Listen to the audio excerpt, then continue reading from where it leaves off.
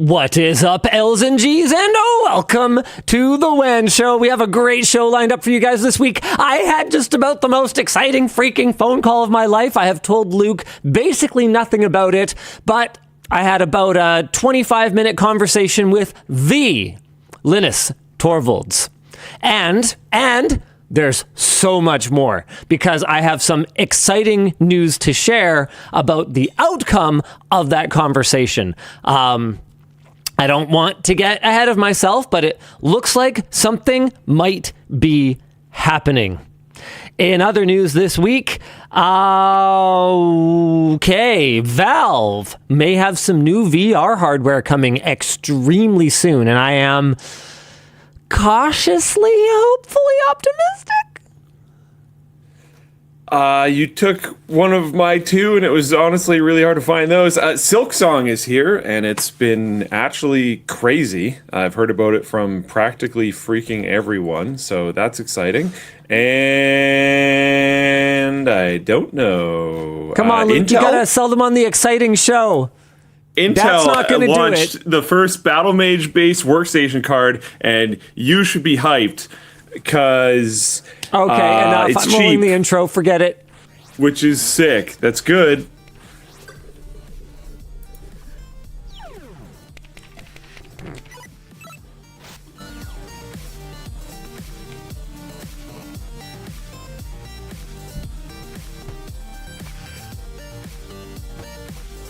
The show is brought to you today by Thorum, DeleteMe, and Squarespace. And of course, that's alongside our wrap partner dbrand, our laptop partner Dell, and our chair partner Secret Lab. So I'm going to share something with you guys.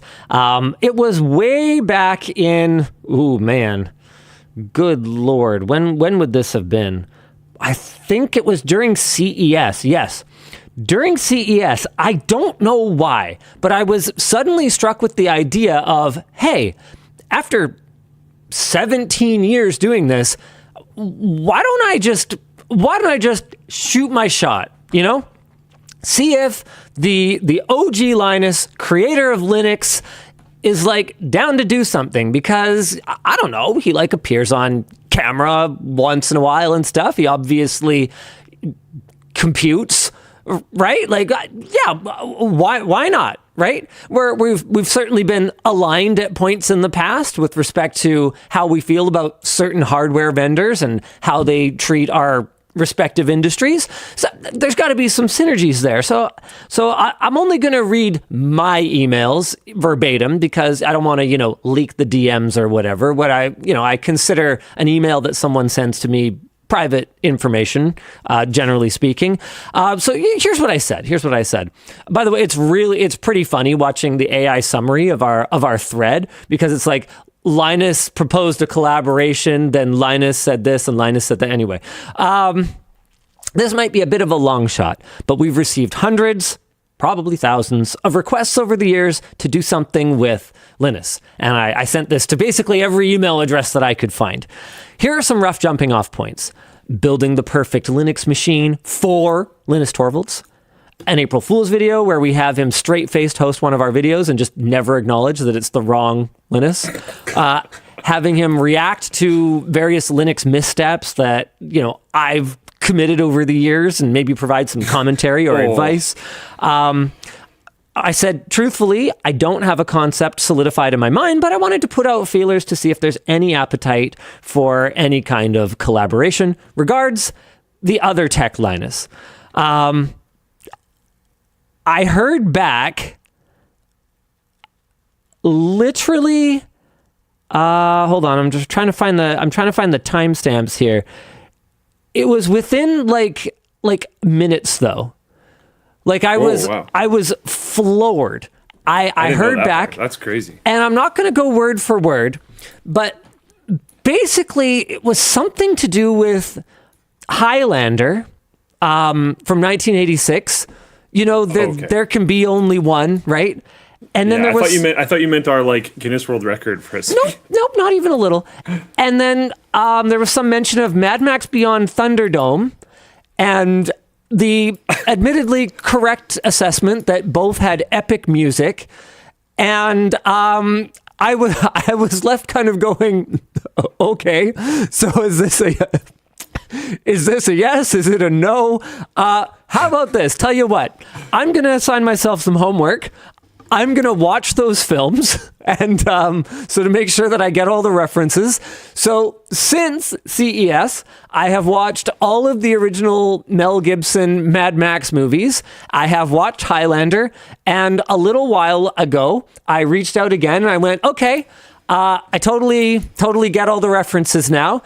And hey, are you interested in doing something?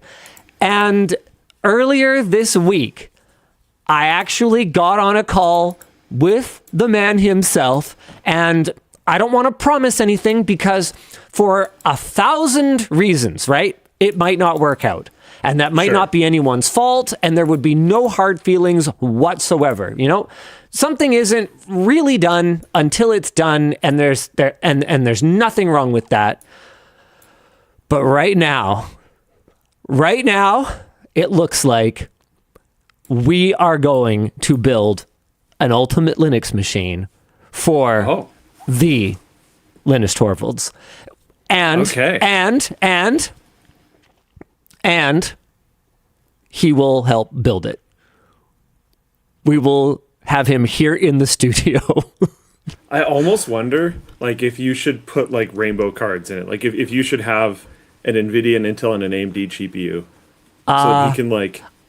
For work reasons. My goal would be to make it as stable, because I know that that's something that he values a lot. Like, we'll almost certainly be using ECC memory, for instance, because that's something he's really quite passionate about from what I've seen in the past. Cool. So I want that. No, I want this to be quite a serious. I want to have some fun. Obviously, that's what we do, right? We're going to have some fun. But I want the machine to be serious, and what I want from you guys, and Dan, I'm actually not sure necessarily what the best way for us to tackle this is. Maybe what we could do is we could do a float plane post sometime over the next week or two. I want to get some feedback from the community because this is a super rare opportunity. And obviously, the whole point of the video doesn't have to be, here's how to put a memory stick in a Linux computer, right? Like, I don't think that's what people are going to be watching this for. No, I want to have a conversation, you know, Linus, you know, chatting about our very, very different experiences and our very different sort of approach to the tech world. There are some parallels. We've both ruffled some feathers build and talk at the same over the years. Yeah. So I want to know, like, what would you guys? Because to me, building a computer opposite someone it's almost not the point, right? It's more like a Hot Ones. It's an excuse to be in the same room at the same time, right? Sparky ones. Dude, though, I am like amazed at how easy it was to get him on the show. He was just like, "Oh yeah, that sounds fun. Let's do it." I thought I'd have to grovel. I offered to bring the whole production to him, and he was like, "No, I think I could do that. I could just come up there." And I was like, "Okay, that's incredibly generous of your time." I know this is a little premature. But I hope it goes so well that, like, he wants to do something again. I think this is really cool. I think it's so cool. I think it would be awesome. And it's one of those things where just like I just never asked because I assumed I just assumed, I don't know, the answer would be no. And I think, I don't know, and maybe it's like an insecurity on my part. Maybe it's just, maybe I've allowed my perception of myself to be colored the same way that I think some people do, as sort of like the tech clown. You know, he drops stuff, he does this, he does that. Sure. I don't know. I don't know why I thought he'd say no or ignore it. I didn't think he'd necessarily even get my email, but like, that part's kind of surprising to me. I think for me, it's not my perception of you. It's just that, like, he's been,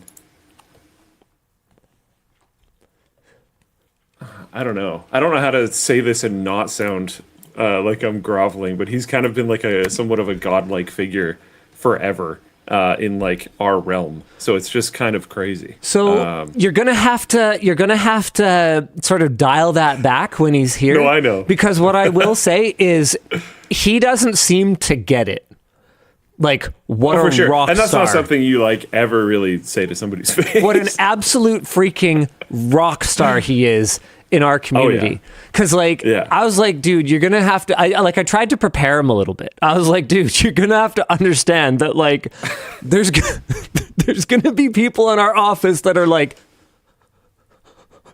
I'll chill. I'll be fine. It's so great to meet you, sir. Like it's good. Yeah. And he's like, I'm like, dude, understand, you are beloved in our space. And he's like, I don't know. I mean, not everybody likes me. I've ruffled a lot of feathers. I've been very outspoken. I'm like, sir, you got to understand the way that you are outspoken and the cause that you represent. It's very aligned with our community. Yeah, you've got some fans here. Yeah, definitely. So I think he might end up a little taken aback by just how much our community in particular is going to be like, no way. Well, and I mean, I think there's also been a very large push. I know I've been talking about it individually a little bit, but I think honestly that's largely because of the communication in our community for a while. But there's been a really large push of people trying to kind of flee over to Windows lately. I think largely enabled by SteamOS. Sorry, flee over to Windows? You mean flee from Windows? Flee away from Windows is what I meant to say. Yeah, okay. I was like, what are you talking about, bud? No, yeah, fleeing from Windows, fleeing away from Windows. And that's like, man, the fact that it's even a possibility is kind of wild to go to an open source option. Is crazy considering there's effectively two, right? And they're both just like enormous commercial giants. So the fact that there's a genuinely really good alternative that is like free and open is nuts. Yeah, I mean, tons of credit to Valve for the support that they've given. 100%. And tons of credit, of course, to the foot soldiers, the ones that are out there doing the work to make this happen, because it has been arduous. And I mean, you wouldn't have to go back that far for me to say, yeah, this is never going to happen. Like, even Valve looked like they gave up after the original Steam machines flopperoo. And clearly they didn't, which is great. But yeah, it seemed like they did for a bit. Really did. Legacy Uprising says, there are only 3 OGs, and 2 I couldn't care less to see on the show. There's Bill Gates, Steve Jobs, and the only open source one, Linus. It's like, yep. Yeah. I think that's a sentiment that's going to resonate with a big part of our community, which isn't to say at all that the contributions to modern computing, for better or for worse, from the other two were not monumental. Absolutely they were. No one is questioning that. No one's denying that. But in terms of like, you know, if I was to pick a big 3 sort of figureheads, because again, a big part of their roles was to be figureheads, or is to be figureheads. It's not like any of them was, you know, sitting developing everything over the entire span of their, in some cases, decades long careers, right? Like there are many contributors to every major platform. But in terms of like, if I was going to pick a big 3 figureheads, yeah, those would be them for me too. Yes, we're not forgetting the Woz. Don't worry, chat. Don't worry, we're not forgetting Steve Wozniak. Now, Woz is somebody that I think would be fantastic to have on the show. I mean, look, let's start somewhere. Let's start somewhere. And then if this goes really well, dude, I mean, how fun would that be? That'd be sweet. Yeah. That'd be super cool. But let's start somewhere, because it never hurts. It never hurts when we do outreach, you know, to other people, to be like, okay, and here's the time that we had, you know, Linus Torvalds on. and it went great, or I don't know, maybe it didn't go so great. No, I'm sure. I think it'll it's gonna go great. Awesome. Yeah.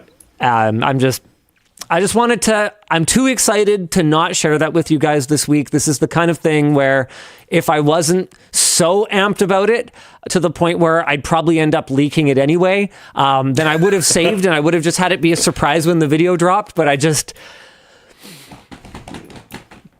really wanted to talk about it, and I'm psyched. I'm absolutely psyched. And yeah, Dan, I don't know, maybe could we coordinate with Sammi to get some jumping off points for some conversations that people would like to hear? 100%. Okay, that would be amazing. So that'll be over on Floatplane, lmg.gg/Floatplane if you're not part of our legion of Floatplaners just quite yet. Speaking of legions of Floatplaners, I guess now's as good a time as any to head into our next topic. Last week, it was a relatively short conversation, I thought, but we discussed a little bit of what's been happening on the channel with respect to viewership. There were some theories that we kind of threw around on the show last week. Since that time, we have done some additional digging, and I wouldn't say that we have an answer, but we definitely have a lot more questions. And I guess I'm going to have to kind of bring producer Dan into the conversation for this, because he's one of the ones that's been doing a fair bit of the investigation on our side. So we've chatted a little bit with YouTube about it, but in typical YouTube fashion, the answer is pretty much get good. Yeah. Which, to be clear, is fair and is a valid stance. Like, if there is an algorithmic shift, that means that, yeah, you know, a 0.2 or 0.4 difference in click-through ratio means that, hey, your packaging just isn't good enough for the modern meta anymore. Or if there's a shift where established channels can't just take for granted that they're going to get a certain number of impressions and they're going to have to get scrappier and fight for every viewer, you know, just like they did in the early days. That's a valid answer, and that's one that I can totally accept. But Dan did dig up some things, and we did see some feedback from other creators, both publicly and in our inboxes, that would lead us to believe that it isn't quite, maybe not quite that simple. So, Dan, do you want to talk a little bit about sort of, maybe let's go chronologically. So start with what you sort of discovered right after WAN show that we were kind of chatting about on Teams afterward. Yeah, absolutely. Yeah, we had a pretty brutal chat after WAN show. I think all of us here are pretty concerned about this downturn in viewership. Like, we're seeing maybe a 50% viewership drop. So we went from 1.5, 2 million views per video to down to like 1 million. So like huge drop. I mean, less than that for that one in particular. Exactly. I think sometimes that one, down to 300,000. I think that one still has like 400K or something like that, even though it's been up for over a week. Yeah, something. Well, 500K. 500, 7,000. Yeah, something like that. So I thought this was pretty weird because in general, if our videos were just getting worse, like we were just losing it, you should be seeing like a downward trend. And, you know, maybe we are getting bad. Maybe that's a component of it too. But I built a tool to pull all of our videos that we've ever made. So that's roughly 6,900 or something like that. And one thing that I've also pulled was all of the likes for those videos too. And are you able to share any of this on screen, or are you just going to kind of... I can throw pictures up. I'm not sure how much of this you want to show publicly. Yeah, we're that, for better or for worse, Dan, our transparency is we're like panes of glass. Absolutely. You know, we're transparent and sometimes we break. Yeah. Yeah. So I think we should shout out where we got the tip from too. Yes, that's right. Well, let's go chronological. Sure. I will grab some pictures in a minute, if I can. Anyway, I ran this chart and I saw that there was this shift, and it was really, really strange because it was so sudden, and we hadn't seen many other kind of, I guess, creators talking about it at that point. Yeah. And it was also very difficult to find other creators that were presenting similar to we were. I pulled Mr. Beast, I pulled Veritasium, I pulled a bunch of other channels, and I think their upload frequency maybe had something to do with their data that didn't look like this. But what we found was the views were down, but the like ratio had gone through the roof. So our average like ratio, I think, was something like 3%, and it had skyrocketed. Did we know this already before the heads up? What, sorry? Did we know this like ratio thing already? No, this was the heads up. Yeah. Okay, we then got to go chronologically. Yeah, who was that then? That was Brodie. Oh, yeah, that's okay. right. Okay, so there was a merch message that came in from a viewer giving us a heads up of, I think it was Brodie Robinson. Hopefully I didn't say that wrong. Let me check his channel. We've engaged with him before. And Fleming says, Brodie, yeah, I watched his video. Yeah, Brodie Robertson. Okay. So there's a merch message that came in flagging that video for us. So big appreciation to the merch message. If I remember correctly, it was anonymous. So That's right. I don't know. But that sent us to Brodie's video. And then Brodie's video talked about this whole, views going down, likes going sharply up, revenue going...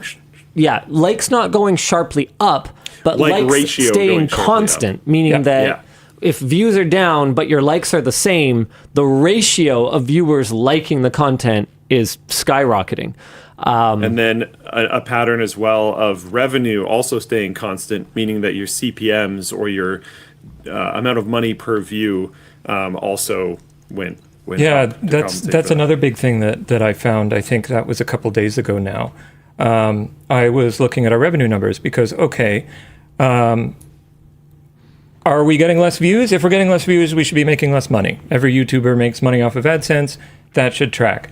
I did a linear regression on revenue to view count, and it is pretty much perfectly statistically correlated with no outliers. Revenue is stable around our average.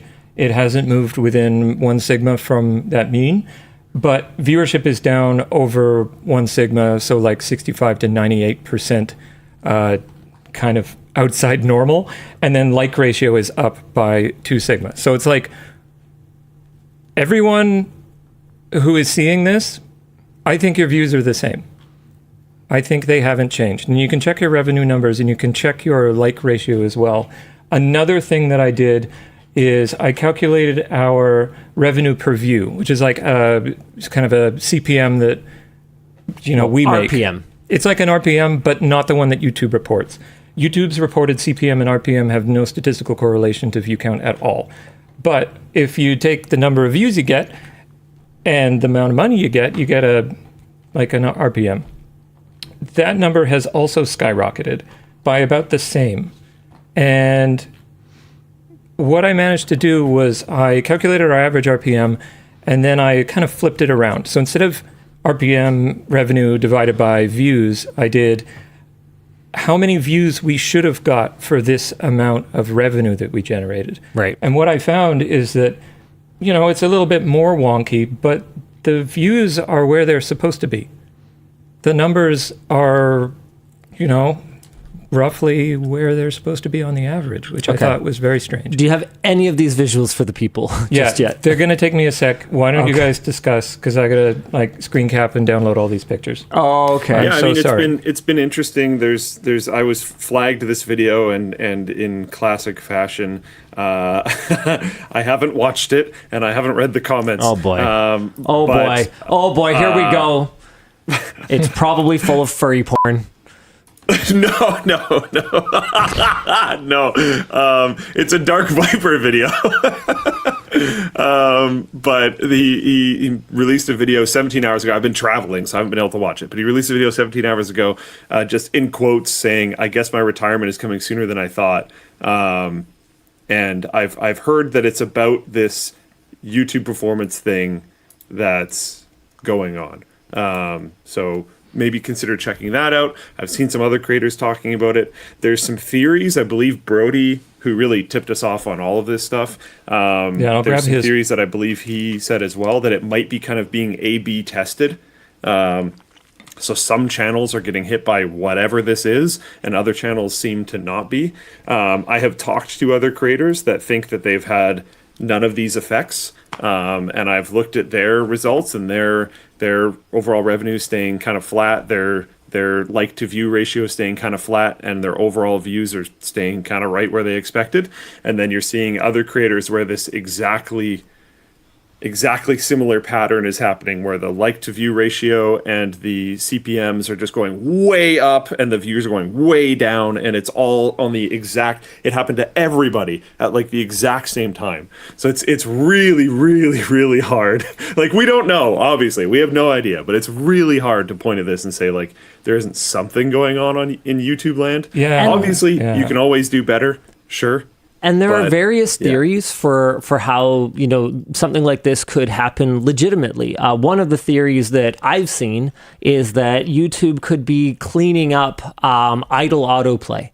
So something that I do know is that an idle view is not worth as much. It cannot be monetized as effectively as an active, engaged view.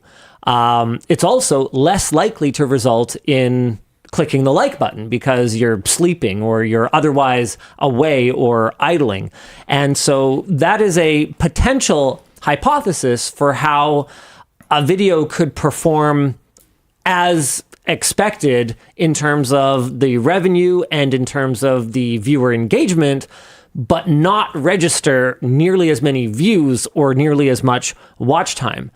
It could also explain why some of these very low viewership videos have really great retention and really great user sentiment. It turns out this is a good video. It's just that like nobody's watching it, or maybe YouTube is fine-tuning things so that only people who are actually very interested and very actively engaged are watching it. That's one theory I've seen. So I've got our chart here ready. And I'm going to hold on. Let me finish with the kind of random theories I'll keep first. And then, some more. Yeah, as soon as you're ready. Okay. After that. Another one is that there's this new feature called, I think it's called Hype, that showed up in the dashboard right around that time. And I think it has to do with helping to promote small channels. So another theory that I've seen is that, no, the viewer drop is real, but it is mostly affecting only certain kinds of channels, or it's mostly affecting established channels because this hype feature is kind of designed to elevate smaller channels and diversify the content on the platform a little bit. I think there could be some merit there, but it doesn't really back up some of the observations that we've seen within our own dashboard over the last little while. Like, after that one video that absolutely bombinated, the hidden gaming setup in my new desk one that still has 500,000 views, which I want to just get this out there. Most people on earth would be thrilled to get 500,000 views on their YouTube video. And that's like huge. I'm not down on getting 500,000 views on a YouTube video. That's awesome. Like, good job if you've ever managed to achieve that. I'm just saying that when you have like 100 staff and you've kind of built a model around expecting a certain number of views, then that can be a disappointment, because that could mean that the model is no longer sustainable. So that's where I'm coming from here. So right after that one that bombed, we had our worst performing WAN show in, I don't know, years. So it was rough. Yeah, last WAN show was an absolute bomb. But then we had 2 1 out of 10s in a row. And when I say a 1 out of 10, that means that it is the top performing video out of the last 10 uploaded to your channel. So that's a good thing. It sounds like a bad thing, but it's a good thing. Yeah, so we had Nintendo's greed could change the industry. That was a 1 out of 10. It now has 1.6 million views, and it has looks like a pretty normal like ratio. So I don't know if I would believe that it's supposed to have 3 million views by now. And then we're being forced to buy Chromebooks, which was a really like back to basics, old school LTT, filmed on phones, completely unscripted. Me and David went shopping for Chromebooks. That was another 1 out of 10, which also like it's got a good, like ratio and everything, but not an outlier by any stretch of the imagination. Then we had another bomb yesterday. And so that, unfortunately, I think kind of derailed the conversation within the community to, you guys aren't getting views because your content sucks. And it's like, look, I get it. The how many monitors is too many? Sure, you can make the argument it sucked. Looking back at it now with people's feedback, it's like, you know what? I think our ratio of not the ones that got the LG monitor shipped to them could have been better. And like, it probably could have been longer. It just was bad timing. We've been discussing, hey, how do we get our video lengths down a little bit? But that was shot before that happened. So the ratio probably would have been better. Anyway, the point is just, it's spilled milk at this point. Even with some of the negative feedback around it, the viewership is very, very low, but it's still not nearly as bad as that Hidden Desk one was, which I think had a better title, better thumbnail, better premise, and was like a real outlier. I really thought that the title thumbnail on the desk video was fantastic. Yeah. So, okay, with all that in mind, then I don't know what to think other than if they are A/B testing something, it might even not be channel wide. I mean, it might be video to video for all I can tell. Or maybe they just aren't A/B testing something, and maybe those videos just suck. And at the end of the day, like, our action plan just has to be make the best possible content we can and upload as much of it as we can. That's all we can do. But it's still, I don't think it hurts to have these conversations. So, okay, Dan, you got us some visuals to show the people now, right? I do. Cool. Hopefully they can make sense. And are we okay showing some revenue numbers, or shall I keep that one out of it? Yeah, I don't care. So here is the first one I got. At the top here, I will get rid of myself in a sec. In the top here, we've got views, and the bottom one here is our... No, don't do it, Dan! The green line in the center there is our average. 1 sigma, 2 sigma above that. You can see like ratio has gone ridiculous, and views are down 2. The next one here... No, put that back up. Do you have a mouse pointer that you can kind of use to really show them the date? Maybe. Probably not. Help the people. Okay, fine. Well, basically, it's It's around the start of August there. Then that's right. Where the like to view ratio on the top just skyrockets. Where the low watermark becomes what used to be a high watermark, right? And then right on that same day, pretty much, you go down to the bottom, and view performance goes.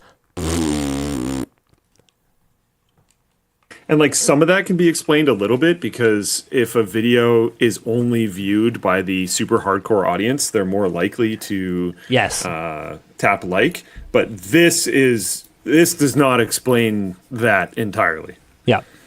Yeah, exactly. It doesn't make a whole lot of sense. There, I made a pointer. So yeah, as you can kind of see, like, this is where it kind of starts. Right in August, it all goes a bit weird. And then if we compare that with all of our videos we've ever made, which is this one here. So I pulled all 6,000. You can see right at the end here, this goes up. Most of it's just like noise for the entire history of the channel. And then it just goes zoop. And then same here, it just kind of drops down to nothing. And there are definitely some outliers over the years where there's days that have like a spectacular like ratio. But those, if you go and you drill down into them, what you're going to find is things like the D-Brand sponsored video, where we just like uploaded that video of D-Brand trolling me. That has a phenomenal like to view ratio. Or ones where, Elijah said, hey, if we get 100,000 likes, I'll make this weird hope poster with CEO Taryn Tong, which we did get and we did have to make. So those are some of the outliers that you guys are seeing there. Everything else is pretty much our typical, way of doing things, where we don't really call out the like button super hard. Our content, I wouldn't describe it as samey. I don't think that's fair, but I think it's consistent for the most part. Another thing that I did is that second win video that came out got shared around. This is their channel, and I can see exactly pretty much the same thing. Their like ratio goes insane. Their views kind of go down. I've had to correct this one a little bit because they have sort of mini channels, right? You got Yahtzee in them, and there's all those sorts of spikes. But most of their channel performance is around here, And then you can kind of see there's a bit of drop off, but that like ratio goes crazy, which is very, very strange as well. If we move on to our revenue here, this is from a more recent kind of time period, but you can see that the views drop off here, but revenue is still within that 65% middle band. And then our revenue per view goes up like insane, like way out of normal, which is kind of interesting as well. Very, very, very strange. If you want to see that as a linear regression, you can kind of see here. So this top one is the provided CPM.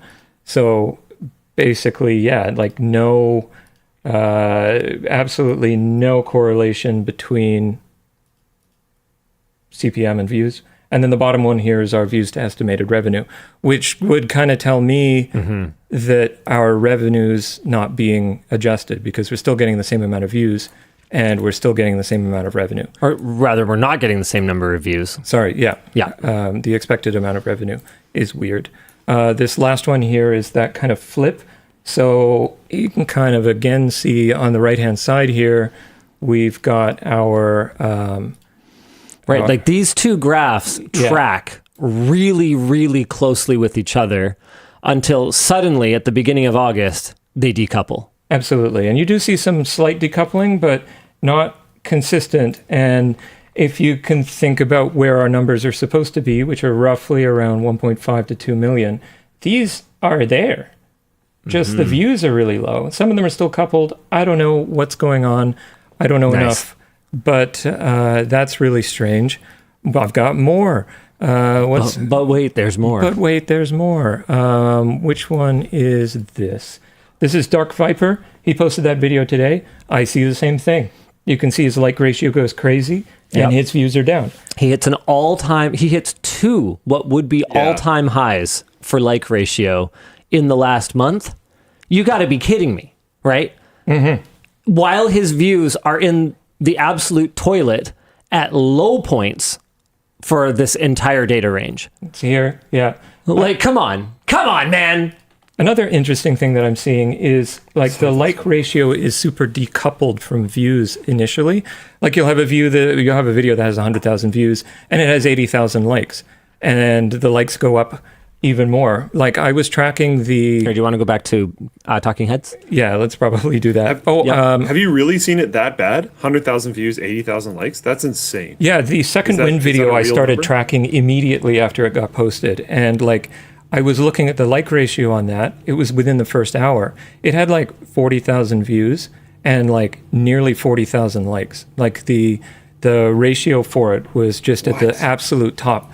They're lagging, and I think a couple other channels have mentioned that. I think Dark Viper mentioned that. I think somebody else did too. Yeah, I saw someone mentioning that they encountered a situation where their internal dashboard actually registered fewer views than the external view counter, which they said in like the big number of years of doing this they'd never seen. Yeah. I've never seen it either. Normally, our internal real-time view counter, or even the non-real-time internal view counter in the studio, registers significantly more views than what's visible externally, because I think whether it's more vetting or whether it's just not updating as frequently because of the load that would put on the external platform, that view counter is not as accurate, supposedly, as the one that we have in our dashboards.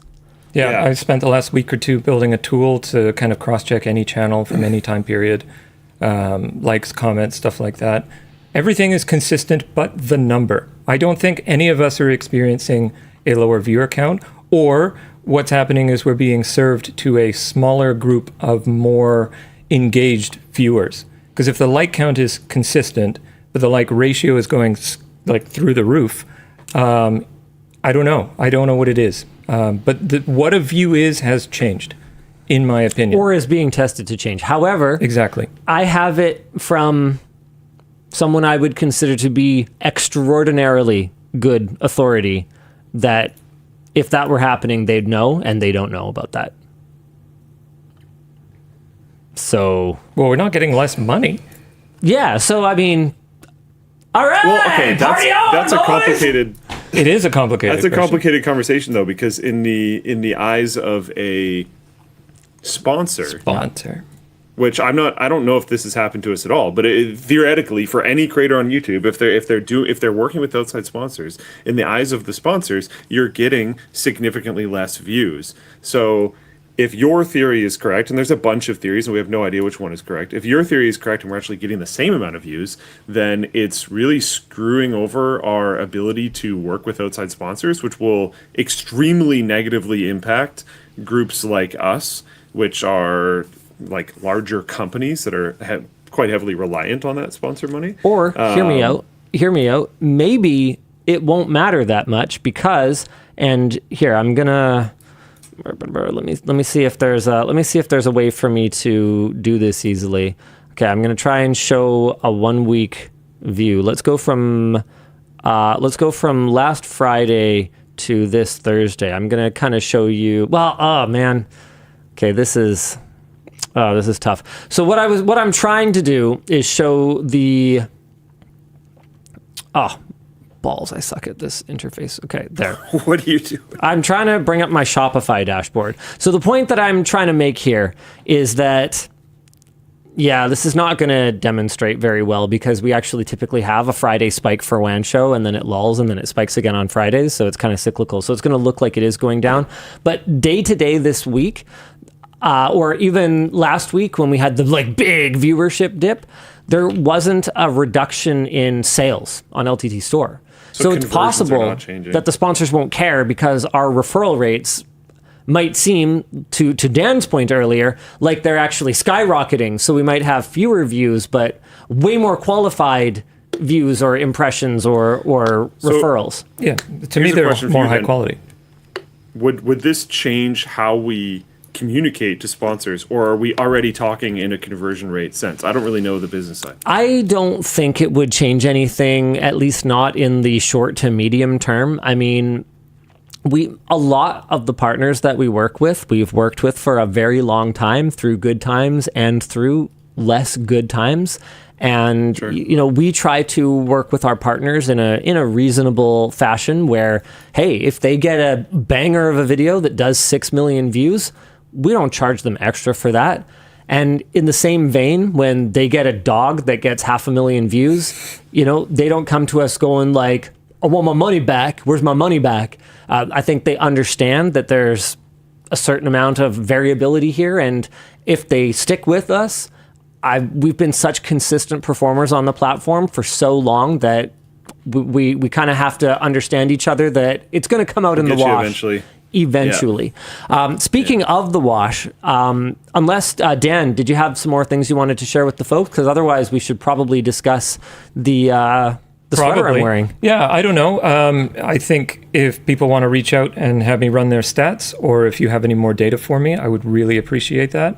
I guess try and find me and we'll have a look at your channel. Blue Sky, Twitter, email me. I don't know. We'll figure it out. Product. Okay, yeah, let's do it. I actually I had brought up one of the bigger Reddit threads on this, and I was going to kind of dunk on people's theories a little bit, but I guess it's probably not worth it. Yeah, everyone is wrong. Yeah, basically, if you think you know the answer and that it's black and white, you're wrong. You are just wrong. You're just actually wrong. I have charts for that. You're wrong. There's so get wrecked. Oh my God, there's so much certainty. There's so much certainty in this Reddit thread that is just utterly misplaced. YouTube's video views have been going down for years. I have it on extremely good authority. That's not happening. I seriously doubt that's true. Well, okay. There is one theory. Viewership is down a little bit from COVID era, but you'd be surprised. YouTube is going hard. YouTube's going strong, boys. I've heard they're doing better on shorts than TikTok is now, which is pretty nuts. There is one theory that we had actually discussed internally as well, and that's something I've got a bit of an update for you guys on. I think we touched on this last week, where we felt that the channel was really being cluttered up by members-only videos. So we've had some internal discussions this week about just killing the memberships on YouTube. That may move forward. Right now, it is not confirmed. We'll definitely keep the ones that are just like emotes and flares and stuff like that. But the actual members-only videos, I think, may go back to being Floatplane exclusive. However, YouTube has asked for sort of a little bit of time to figure out if there's something that they can do to keep us from just walking away from this feature. Because I think what I suspect, I don't know this for sure, but what I suspect is that we aren't the only ones complaining about the way that it's just embedded in the feed and potentially turning people off of our channel right now. When we turned memberships on, they weren't like this. There was a members only videos like tab, and kind of like a Patreon or Floatplane or any other kind of off platform service. You would drive people to memberships, to that tab yourself as a creator. You would control how you're calling it out and how you're promoting it. The way that it is now, it just seems to be kind of shoved in the face of anyone who might have a passing interest in your channel. And I think it's really turning people off at the moment. And that's something that, no creator, I don't think, if they aren't supremely arrogant, would be in a position where they want to do. You don't want to be turning people off of your channel. And not gonna lie, and I honestly don't think this is like Floatplane bias, because I recommended and supported us, not recommended, but supported us. No, you were very supportive of it. Floatplane content on YouTube. It has turned me away. This like YouTube exclusives being in the main feed has been very annoying for me as a YouTube enjoyer of not just our channel but other people's channels as well. It is very annoying, and one of the big things that it does is it pushes me away from the individual channel, and it gives people. I think it can give people a sense of FOMO in a good way that converts them to become a member. But I think it can give people a sense of FOMO in a really bad way, especially if that's not something that is part of their budget right now. Like, just because I think that our behind the scenes team is freaking awesome, I think the content's really great. Sammi kills it. Yeah. That doesn't mean that everyone should spend, $5 or $10 a month to get it. Like, if that's not a manageable amount of money for you. I mean, Luke, I don't know if you want to talk about that indicator that you had, that times have been pretty tough. But we fully recognize that times are pretty tough out there. And the first thing that you should cut out is throwing money at your screen if times are tough. I can talk about it. It's up to you, really. Yeah, I'm okay with it. And sure. Yeah, go ahead. Sorry. So something I've noticed, and it makes me sad because I don't want this to be a situation that people are running into, to be completely honest. But something I've noticed is that we can check, mostly in Stripe. I'm sure it's possible in Braintree, but Braintree's really annoying to use for anything.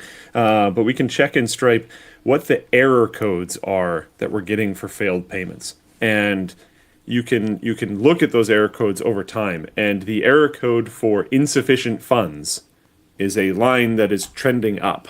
As like percentage wise, the amount of failed payments that are because of insufficient funds is rising over time, to the point where like there was one day in particular where there was a lot of cancellations, it seemed like, on the platform, and I was looking into why, and it didn't seem like there was a lot of manual cancellations, so I was like, oh, it's a lot of failed payments, and I looked into it, and it was just actually somewhat stunning amount of insufficient funds. And like Linus says, right? Like it's and the insufficient funds code is completely discrete from the sorry, what's the other one? Rejected or denied. Yeah, denied. Because denied could be for any reason, but the insufficient funds one is like for that reason. Actually, there's some backup for this in Floatplane chat. Hovership says, I work in banking, and this is sadly so true. Dude, it's crazy. And I can't stress it enough. I love doing the Floatplane stuff. I adore the Floatplane team. I want to be able to do Floatplane stuff basically forever. I appreciate your guys' support. I also don't want you going to insufficient funds on a credit card. Like, oh man, it's so destructive to your life to just carry credit card debt like that. And you know, like I can hope that these are just like really, really low limit credit cards that people have or virtual kept cards, low limit because of control or whatever. I can really hope that it's those things, but the volume of errors that we're getting indicates that it's not that. Firefighter 6122 in Floatplane chat says, I work in insurance and we are seeing the same issues. Dude. Oh, it's so rough. It's so uncomfortable. I appreciate your support. I don't want you in that situation. Please feel free to come back later. The exclusives are there all the time, so you can come back and see them later. It's okay. Yep. And I've said this to people before because we've taken some criticism for not having regional pricing. Right. And I fully recognize that, $5 is not a reasonable monthly amount if you are in India or, some parts of South America, for instance. But one of the things that I have said publicly is that maintaining the subscription is an amazing way of helping support our channel, our development team, the incredible work that our editors and Sammi do on the exclusive content, not to mention, our other participants. We had a really great Meet the Team with Sammi, who was featured on actually the last 2 Scrapyard Wars. That just went up this week. It's a great team, and they love getting your support, and that really does come from the people who maintain their subscription monthly. However, if it is a financial burden on you that is not reasonable, don't forget that Floatplane offers DRM-free downloads. We have that. That was baked into the platform from day one. Well, it's per creator. No, sorry. It was baked into the ability to set that up was baked into the platform from day one. We have had it enabled from day one. We have zero intention of ever removing that. So you can always create for yourself a pay however much you want tier. You could subscribe 1 month a year. So you could get you could pay 8% for Floatplane, and then you could queue up the downloads for everything you missed over the last year, dump it all in a folder, and watch it at your leisure. We appreciate your support, but we do not want to drain your bank account. That's not what this is about. Yeah. There is a rate limit on it, yes, CWP, but over the span of a month, I think you should be able to grab everything that was uploaded. There's like I haven't looked into it in a bit, but there's like a GitHub thing for a script for Plex that will download it like just right below the rate limit and stuff like that. We had to do the rate limit thing because people were kind of abusing it, and so it's just like this is why we can't have nice things. Yeah, but we are not out to put you guys in financial straits. Okay, I think. Oh yeah, Dan, was there anything else you wanted to share with the people? I'm not sure. I think it's still developing. Okay. I would love other channels get their names if they want charts, if we can cross-reference data, if we can figure out what's going on. That's about it. All right, cool. Why don't we move on to... And everyone's wrong. Yeah, pretty much. That's about it. including us. Including us. Yeah. Yes. But not for long if I have anything to say about it. Oh my God, Dan. Dan's putting the paper on. Yes, I'm supposed to explain the merchant messages.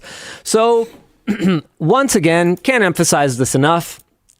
If cash is tight, hey, wear your existing sweater for another little while, okay? But if it's not, check this out. Our washed crew neck sweater just launched last week, and I got to tell you, people around the office are absolutely loving these. They're made with 100% cotton with a breathable terry fleece interior that is perfect for the fall, and you can get them at lmg.gg/crewneck. Also, look at this. We have a deal on magnetic cable management this week. You can... Oh, wait, I was supposed to explain merch messages. Right. So the way to interact with the show, we've never been really that supportive of the idea of just throwing money at the screen. We kind of feel that you should get something in return. Why not some quality merchandise? So all you've got to do to send a merch message to interact with the show and send a little message there, or get a response from producer Dan, or have him curate it for me and Luke to discuss later on during After Dark, is Add something to your cart on LTTStore.com, like the new washed crew neck sweater or the magnetic cable management deal I'm about to tell you about. Fill in the merch message field. Go ahead and place your order, and it should go through. We'll show you guys how it works in a second, but first I'm just going to tell you about the magnetic cable management deal we have this week. You can mix and match packs of individual components and get 10% off if you buy 2, 15% off if you buy 3, 20% off if you buy 4, and 25% off if you buy 5 or more. This includes all arches, power bar keys, power brick holders, and cable tie holders. So it's the perfect time to add on to the magnetic cable management you already have, or to try it out if you've never tried it before. You can shop magnetic cable management at lmg.gg/MCM. And it really is, whoops. There we go. It really is this easy. We actually did a collab with Kyle from Bitwit last week, and he hadn't tried out MCM, and I cable managed his desk for him with it. And he was like, oh. And I was like, yeah. And the best part is, hey, that cable that we forgot to put in, Easy. It's definitely the best part. Easy fucking magnets. I don't even care how they work, but my God, are they ever outstanding. Oh yeah, right. So one of the things that I've been going out of my way to make sure that I show you fine folks is giving some credit to the team for the amazing job that they've been doing on our photo shoots lately. Absolutely love it. So cool. Got that like vintage look to it. Ariana and Reese, I think. Yep, that's who we're looking at here. Sorry, I got a very, very small, very small picture up there. Yeah. Very cool. And really making the most of the side of our warehouse. Great job, guys. All right, Dan, do you want to show the folks how a merge message works? Yeah, sure. I've got a couple for you here. Why don't we start with this one? I only wear jeans. When jeans? Oh my God. How do I put this? Never. Jeans are so hard, dude. And I can't afford Sydney Sweeney to wear my jeans, you know? Apparently that was like their most successful campaign like ever. Sure. Yeah. You should just recreate the ad with yourself. Oh my God. Yeah, sure. If we had jeans, I would totally do it. I wish we did more like memeing on topical things. Like I wanted to talk to the writing team this week and do like a bit in one of our videos where I like steal a hat or something. I don't know if you saw the viral thing from the from the US Open, but we operate on a relatively, I think South Park has a shorter time between starting to work on an episode and it airing than we do. So it's hard for us to be like on it with the cultural references. That's maybe not a great thing. Look, I'm not saying it's a good thing. I'm just saying it's a thing. So it's a little tough for us to do that kind of stuff. I forget how we got onto this. Right, jeans. Yeah. Jeans are so personal. Everything from the rise to the cut to the washedness to the rips or not rips to patches and the trendiness. It goes so freaking fast. I think it's just not in the cards for us. I mean, look, we have managed to finally do pants successfully. I don't think we had a successful pant until the cargo pants. That's been legitimately successful. Not just like it did fine, I guess. We didn't lose money on it, right? That was the high water mark before. But we now have pants that have been successful. So who knows? You know, never say never, but never. And the other one I've got for you here. Hello, the lad, the dad, and the Chad. Luke, given your based opinions on supporting AMD and switching to Linux, what are some of your favorite pieces of software? Anything that you find novel or useful? Wow. Is this incredibly lame? Well, he thinks... Oh, okay. Are you good? I don't think I necessarily have one. A lot of the software that I use is actually the same, which is one of the reasons why I think the Switch has been so easy. Like if I want to play a game on my laptop, I can just play the vast majority of Steam games, and it's fine. I use Chrome for work. I use Zen, which is like a Firefox offshoot browser for personal stuff. On my laptop, most of what I'm doing is communications platforms, which Teams is terrible on Linux, but it works. It's terrible all the time, so it's really hard to differentiate it that much.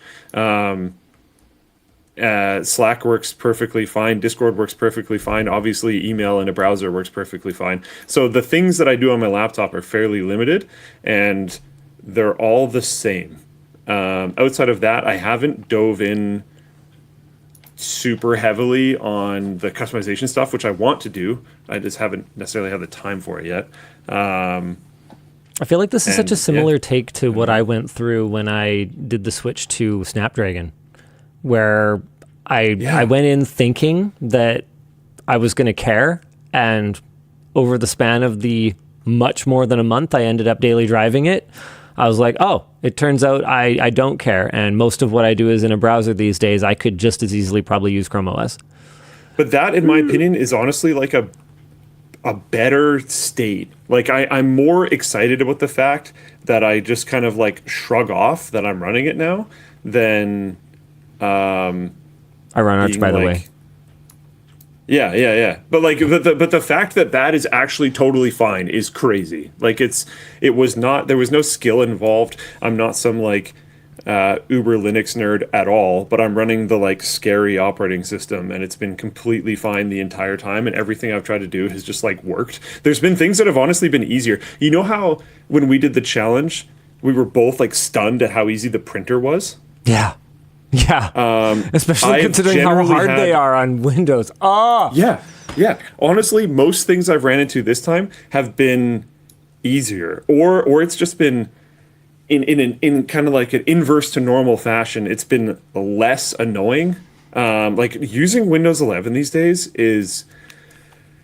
there's so many little pop-ups and pokes and annoying. Are you sure you don't want to use Edge? Oh, dude. Hey, this new file you installed, are you sure we can't open it in Edge? Do you want this weird notification thing? Do you want this other garbage? Like anytime I try to do anything, it wants to forcibly take the focus window away to some new thing that I don't want, and then it just keeps doing that over and over again. It's really, really frustrating. Dude, Windows Firewall randomly started blocking LAN Minecraft games. Just like out of nowhere. Like what? Like it was working fine between my kids' computers, and then all of a sudden it's not. And I'm like, oh my God, who cares? I'm sure it was in the name of security or something, but oh my God, who cares? I'm just trying to play a video game on a local area network, and they're both set to private. That's made by you. It's made by you! Exactly. Exactly. What's the excuse? Dude, there's been a persistent bug in Halo Infinite for at least a couple weeks now. That's as long as I've seen it over.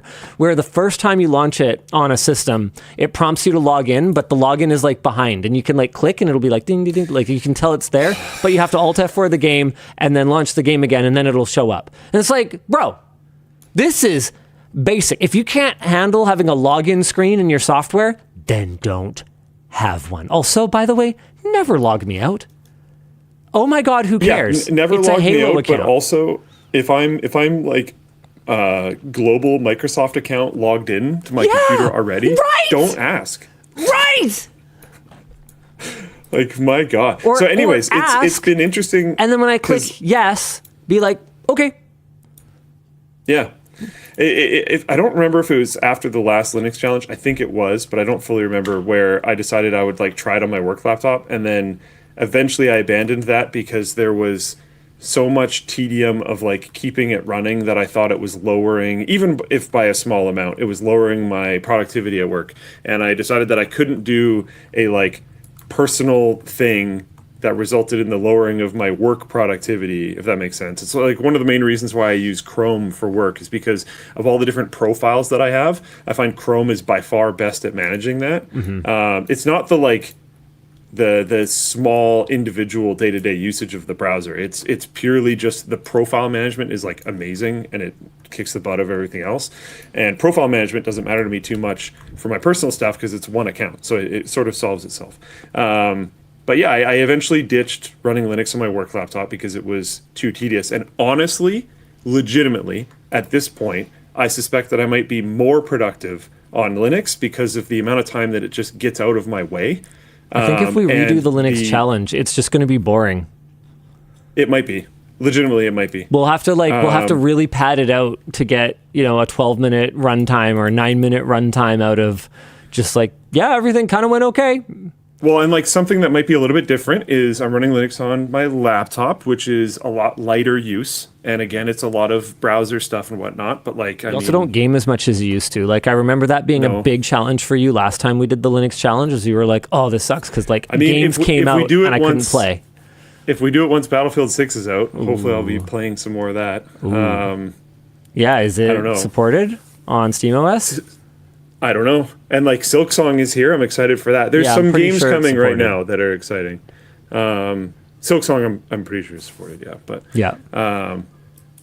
Yeah, it's interesting. I have something to add to Luke's softwares that he likes. We do have an actual series on the channel called LSD, or Luke's Software Discoveries. 2 whole episodes from 11 and 10 years ago, respectively. He shows you how to simplify your screenshots with Push. I don't know if Push even exists anymore, so I don't know, ShareX, I guess. And also, top 5 hidden uses for VLC, Luke's Software Discoveries, episode 2. Wow, that one actually did like pretty good for that era. 500,000 views. Not bad. That's not too bad. Yeah. Because if I remember correctly, Luke's Software Discoveries never went like that well either. So that considered, I think that video must have done pretty well. Imagine being proud of having a Gildan t-shirt partnership. Wow. Anywho. Times have changed. Yeah, good job. But Gildan. I don't know. The final takeaway is, honestly, at this point in time, I think if I move my laptop back to Windows, there would be more tedium involved with keeping it up to date, dealing with its updates, dealing with Windows getting in my way, popping things up, shoving ads in my face, doing those types of things, than Linux's general just getting out of my way. I've also found that like updating Arch is this big scary thing, and then you install it, and it's so far for me been like just as easier than Windows Update. Oh, dude, Windows Update is so annoying. Like, you click check for updates, and it's like no updates, and then you click it again 2 seconds later. It's like, here's a gigantic like service pack level update. It's like, bro, just why isn't this downloaded already? Like, and I've only been doing this for a few months. Like, I'm sure I'll run into something that sucks eventually, but I also just have my data, whatever small amount of data that I have, stored on an extra partition, and if I need to reinstall Arch, I can just do that. Okay. According to Crystal, Push does still exist, and they do technically still have a page up, but now just hold on a gosh darn second here. Download Windows XP to 8, and download iPhone App Store literally doesn't connect to anything. So I don't know. Yeah, I think we can move on to ShareX. Or honestly, these days, just snipping tool and pasting the image somewhere tends to work. Most chat applications could take attachments now, so okay, not a super necessary tool anymore. Want to do another topic? What do you want to talk about? What do we got here? What was another one of the title topics? Have we gone through? Or not title topics, the shoutouts. The Intel Battle Mage one? We could do that. Oh, boy. Sure. You sound so excited. I mean, it is legitimately pretty cool. It is legitimately cool. The dual slot, low profile Arc Pro B50 has an MSRP of $349 a slight increase from the $299 they mentioned at Computex earlier this year, which Intel blames on a combination of memory pricing and tariff risks, which, fair enough, to be completely honest, sounds actually fair. I don't. The B50 features 16 Xe2 cores, 16 gigabytes of GDDR6 memory, bandwidth of 224 gigabytes per second, PCI 5.0 8x interface, 4 mini display ports, all at a TDP of just 70 watts, allowing it to be powered entirely by the PCIe slot, which is a feature in this case that will be cared about. Yeah, how much the rest of this do people care about? Apparently, the B50 performed favorably next to the $400 Nvidia RTX A1000 8 GB, which was an Ampere 2024 release. But it has double the memory, which is pretty cool that, Intel's not cheaping out on memory, because that's apparently something we can't take for granted these days. It's especially pretty cool right now, considering a lot of the applications that you're going to want to use GPUs for are actually very heavily memory bound. SRIOV is also a very cool feature to support. So essentially this allows it to be split up virtualization style like a CPU and shared across multiple VMs if you don't really need high-end 3D performance. Serve the Home did some initial tests and it's apparently pretty flippin' decent. Also, it could be the cheapest way to get AV1 encoding in a small form factor case because it's dual slot, low profile. So Intel continues to do some super cool stuff on the GPU side. Just want to shout out that the B580 is a heck of a lot of gaming GPU for $260 in stock across multiple SKUs. This is 2 SKUs in stock, $260 and $270 on Newegg. Wait. Whoa. Hold on a second. Get Battlefield 6 and more with purchase. What is that? Is that real? Before we dive into that, just want to say this before I forget. John Doirin from the lab just messaged me and said that the B580 can also game. It's not the best, but at 75 watts, it's actually not bad, which is really the B50. B580 is. Did I say 580? Sorry. Yeah. B50. He said B50. I read it wrong. That's my fault. Hold on. Is this deal real? I'm not sure what you're seeing. I'm on Newegg right now, and it says you get Battlefield. Hold on. Where is it? Did I imagine it? Am I crazy? This just says free 3D Mark test. Oh, it says additional items Intel Gamer Days. Intel Gamer Days. Holy crap! You get Battlefield 6 with an Arc from August 25th to September 14th. That's actually, what's the value of a base version Battlefield 6? Like, what does that make the cost of the card if you were going to buy Battlefield 6? Redemption URL, Intel Gamer Days offer $70. But is that like $120 B580, basically?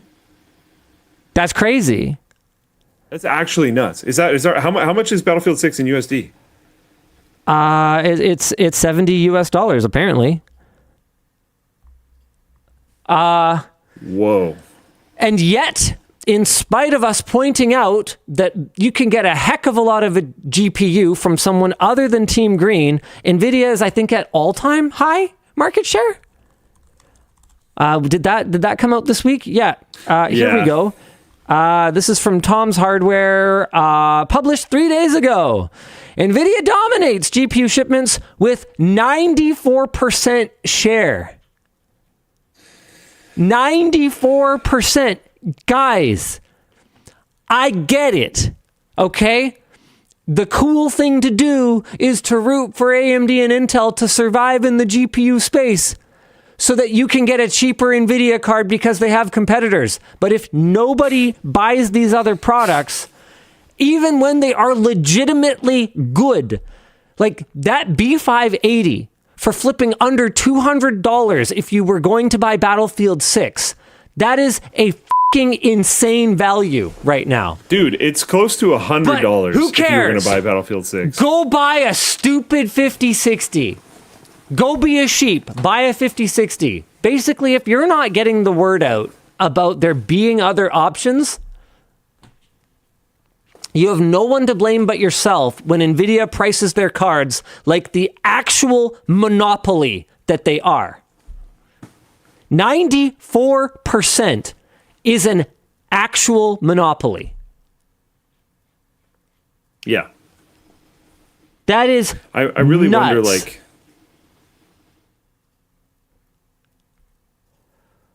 There's laws around effective monopoly, right? I mean, I don't think anyone's going to protect gamers, right? Like the thing is that a lot of anti-monopoly laws are designed to protect people from being exploited, right?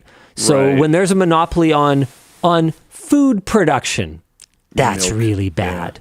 You know, when there's monopolistic behavior in financial services, that's really, really, really bad. Or insurance, you know, things that people need. I don't think you're going to get a consumer watchdog coming in and going, hey, these entirely optional video gaming accessories, these are too expensive. It's not going to happen. And as much as that impacts us as people who are, you know, technology enthusiasts and gamers, I don't think even the most stalwart of gamers is going to make a straight-faced argument that it's somehow as important as food or shelter or water or transportation, right? Like it's... I think it just kind of is what it is. Yeah. That makes sense. It's unfortunate, but it makes sense. That I'm still a little bit stuck on that Intel deal. I know, right? Is that worth a video? I mean, Like the cheapest BF6 PC, and you include that bundle because it's just like so insane? I mean, that's not a bad idea, yeah. Because that is one of probably the craziest GPU bundles I think I've ever seen, literally ever. Not I wouldn't say ever. Back like GTX 460 had some bundles where it came with like I think Metro Exodus or something like that. And that was like a very affordable GPU. There have been times back when AMD and Nvidia were like really at each other's throats competing, legitimately actually competing, where you'd buy a card and you'd get like 3 or 4 games with it and stuff. I remember that, yeah. That hasn't really been a thing for a very long time. I don't remember them, not to dog on the games, but I don't remember them being like massive, extremely important multiplayer titles. I mean, you know, Orange Box came for free with a GPU that I bought. So like, That's no, pretty nuts. there's deals. There's definitely. How expensive was that GPU though? There's been deals. I don't know, $250, $300. Remember, back then that was like a pretty high end card though. But Yeah, that's fair. still, there's definitely been deals. But this is probably the best one that I can remember seeing in a while, where there's an actually hotly anticipated, actually AAA looking game that comes with a $260 GPU. That's pretty outstanding. Dan, do you want to actually send that video idea to me? Can you just throw that in my inbox real quick?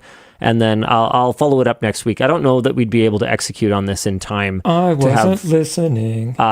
Basically, cheapest Battlefield 6 PC. Got it. Yeah, thanks. It'd be great if we could get early access to the game so we could actually validate that it runs really good, but I don't. Do we have I might be able contacts to potentially? Figure that out. I have one. Yeah, if you know someone, then that would go a long way, because I the last thing I would want to do is just go off the recommended specs on the box, because you know it's not necessarily the best. And we would have kind of our own standards and our own thoughts on what we feel is a really playable PC, and we want to make sure that we get the CPU and especially memory. A lot of discourse on sort of how much memory is enough for gaming these days. Some people are saying 16 gigs is still enough. I was talking to Plouffe today because we were shooting a video at my house with the world's biggest TV. We got Hisense's new 116-inch.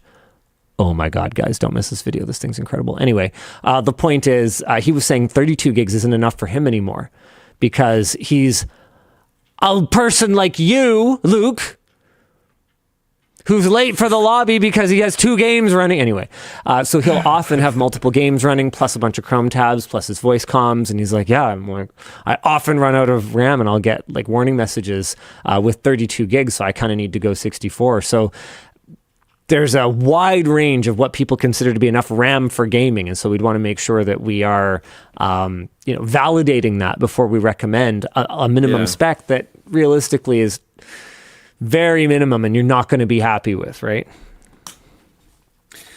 Yeah, I don't know that I can get us early access, but I know a really good person to ask, basically. Okay. All right. Well, yeah, we'll see what we can do. Maybe we'll chase it down next week. And I don't even know if we'd be able to execute it in time because this deal expires in by Monday. It will be. Oh my God, where's my calendar? Just let the calendar behave like I expect it to. When was the end date? The 15th? Yeah, by Monday we will have, I think it was the 14th or something. We'll have like less than a week. So I don't know if we're going to get it done in time. Okay. Besides, now that we've flagged this deal on WAN Show, they might all just sell out anyway. So it might be too late.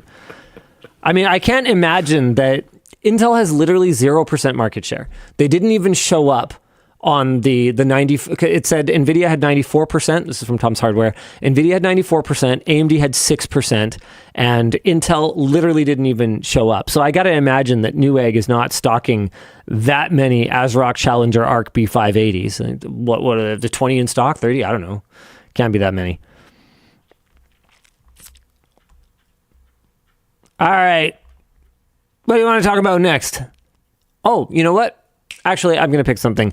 Before we do our sponsors, we have an update to the Roblox child predators story. This is Elijah posted this in here. 2 weeks ago, we talked about how YouTuber Schlep, known for taking down child predators on Roblox, had his accounts banned and received a cease and desist letter sent by Roblox. Well, things have been heating up. Chris Hansen, yes, that Chris Hansen has thrown his hat into the ring, announcing a documentary involving Schlep and many other journalists and investigative teams. Lawyer and YouTuber Law by Mike has also thrown his hat in the ring, announcing a lawsuit against Roblox over their failure to properly protect underage children.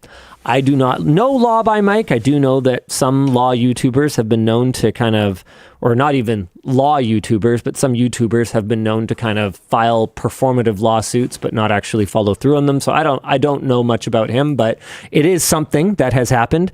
Conveniently, Roblox also announced they are getting an ESRB age rating system for games within Roblox. And by the end of the year, all users who want to use communications features have to have their age estimated by the platform in order to confirm they are over 9 years old. Okay, Roblox, this is yet another case of taking action, but like, what? Is 9 really old enough to be the minimum age to chat with randoms? Yeah. What are you doing about the adults that are talking to the 9-year-olds? That's the concern. I don't care if a bunch of 6-year-olds are talking to each other. That ain't the issue, buddy. Roblox throws me off, man. There's this situation. There's the like incredible amount of effectively IP theft that happens on the platform that just seems to go completely unchecked. Like, something about it. I don't like. I haven't actually used it enough to speak to it properly, but from the outside, it seems like not a place that I'm happy about. Got a couple people in Float Plane chat saying Law by Mike is a legit lawyer, more so than a YouTuber. So okay, that's good to know. And then there was another one that I wanted to. Yeah, this is pretty funny. Drain X in Float Plane chat says, if you're in a fight against Chris Hansen, you might not be the good guy. Woo! Yikes. Rough. Yikes. All right, let's jump into our sponsors here. The show is brought to you by Thorum. Most of us will never go to space in our lifetime, but that doesn't mean we can't wear a little bit of space with us. Our sponsor, Thorum, makes eye-catching rings out of unique materials like World War II rifle stocks, ethically sourced deer antlers, and yes, genuine meteorite. Founded in 2012, over 15 years later, their founder, Caleb Martin, is still making each ring by hand. What an absolute Chad. Each purchase of a Thorum ring comes with a free silicone activity band, an American walnut wood ring box, free worldwide shipping, and a limited lifetime warranty. They even have sleek, minimalist watches with genuine leather bands that use some of the same materials as their rings, so you can have meteorite on your fingers and your wrist. Wow. What a time to be alive. Moon pies. Head over to Thorum.com and use code WAN to get 20% off a unique ring today. The show is also brought to you by DeleteMe. Let's play Who's That LMG Employee? Any guesses? Okay, I'm going to say Artie? That was honestly my guess too. I have no idea. Oh, come on. That's What? right. It's Plouffe. The hat. Oh, the hat was such a hack. Legend has it that he owns a display. Man, the script, dude. Oh, man. Was I supposed to get this? Guessing that was easy enough, even though I didn't get it. But pesky data brokers don't need games to get their hands on your online information, like emails and phone numbers. In fact, they're the ones playing the games by selling them to the highest bidder. The folks at DeleteMe have a list of over 700 data brokers that they can regularly send data removal requests to on your behalf. You'll then get regular reports with what data was removed and from where. And with their family plans, 3 of your loved ones, and you, can receive DeleteMe's protection alongside you, each with their own personal data sheet. So go to joindeleteme.com/WAN today to get 20% off a plan that suits your needs. Finally, the show is brought to you by Squarespace. We've been partnered with Squarespace for flippin' ages, and you can find them on our partners page of our website, which was built with Squarespace. It is super easy to get started thanks to Squarespace Blueprints, a collection of professionally curated templates. Then you can customize to your heart's content with their Fluid Engine editor, which has a drag-and-drop, code-free approach so anyone can use it. In fact, Colton actually laid the foundation of our new site, so it was even easier for the real professionals like Sarah to come in and make things look nice and to unify the design language. So good work, Colton. Wait a second. When did we hire this guy back again? Did they actually go and get this shot just for the sponsor spot? Good gravy. Anyway. Cool. Anyway, we don't have the need for it, but if you wanted your website to be able to take payments, Squarespace can do that too with support for most major credit cards, Apple Pay, and more. So don't wait. Get started on your very own site at squarespace.com/WAN, where you can get 10% off today. All right, Luke, you want to pick one? Sure. Let's see what we got here. Congress may force Nvidia to prioritize U.S. AI GPU customers. The U.S. Senate has added an amendment to a major defense bill that may force Nvidia and AMD to prioritize U.S. customers of their advanced GPUs over foreign buyers. If the amendment sticks, Nvidia and AMD could not apply for a GPU export license so long as United States entities are waiting and unable to acquire those same chips.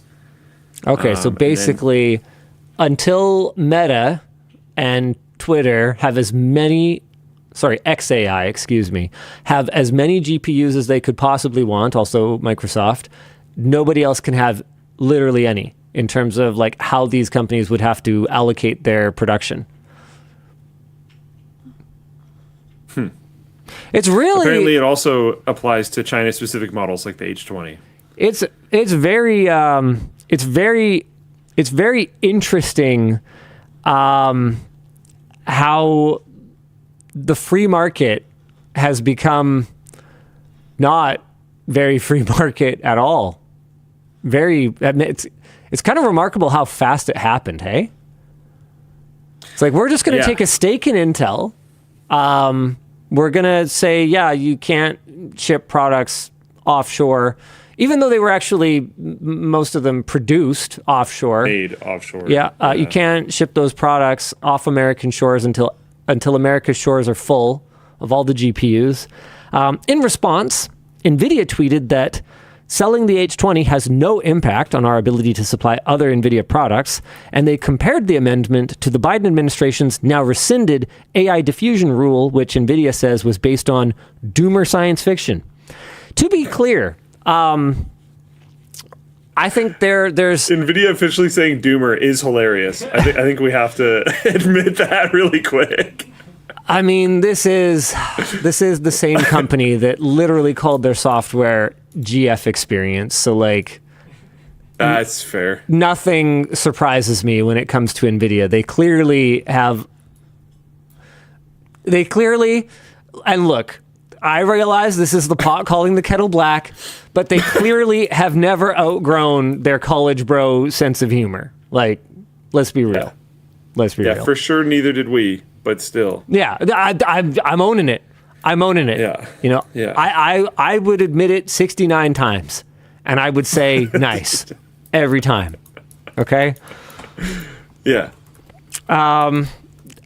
discussion here. We don't actually have a discussion question in the doc, but I gotta say, man, it's tough. It's another thing that, in my opinion, seems to just be, honestly, the real effect of this is the dramatic promotion of GPU development and just general compute development and manufacturing and research that's going to be done within China.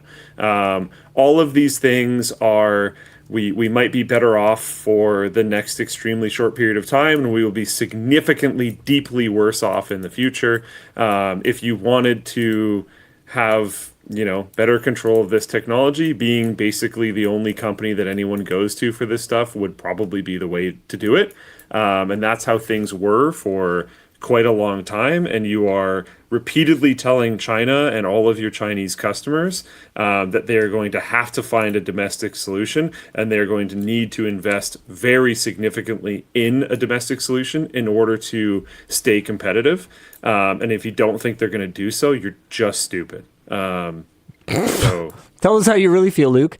Hey, in other breaking news, this was just posted in chat by David Kane. Google was just hit with a 3.45 billion EU antitrust fine over their ad tech practices.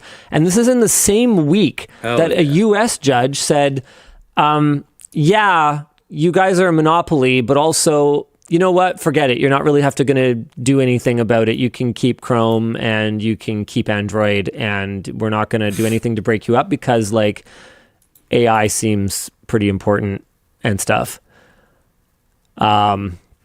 So Google's getting some super mixed messages here, but wow. Oh, in other news, hold on.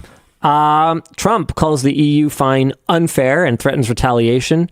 I feel like you could just kind of put that under any article. Anyway, Google plans to appeal. You could probably put that under any article about Google. And the EU warns of stronger remedies if Google fails to comply. Whew. Oh, yeah, good luck, everybody. So on the one hand, Google... The next war is an economic one. Yeah. The next war is realizing that you're already in the information war and the economic war. Not to mention the various other more traditional, but now proxy wars and all the various other types of wars that are ongoing. It is moon pies. What a time to be alive, man. Yeah. Oh man, how'd we miss this? Apparently, Oura is suing other smart ring manufacturers. Yeah, that doesn't really. I thought they also got like a much. defense contract or something crazy. Yeah, did they? Let me see. Sorry, guys. This is very much just like people in Floatplane dumping topics into the chat and us looking at them. There, we have done absolutely no prep on these whatsoever. This is old, apparently. Oh, hey, you know what we have done some prep on? You want to talk about Valve's new VR hardware right on the eve of the arrival of your new VR headset that you spent over $1,000 on? Is that something that you'd like to talk about, Luke? Not really. Why don't we talk about it anyway? So, I mean, I'm still very excited about my big screen beyond, but has it arrived yet? Yes, but it arrived the day that I left, so I never even got to see it. Nice. I've actually been using mine a bit lately when it showed up, and it's as great as I represented to you. In fact, it's better because I got my fixed one back, and it is very much actually fixed. So I'm not having tracking issues with the wands, and I'm super stoked. It looks so good.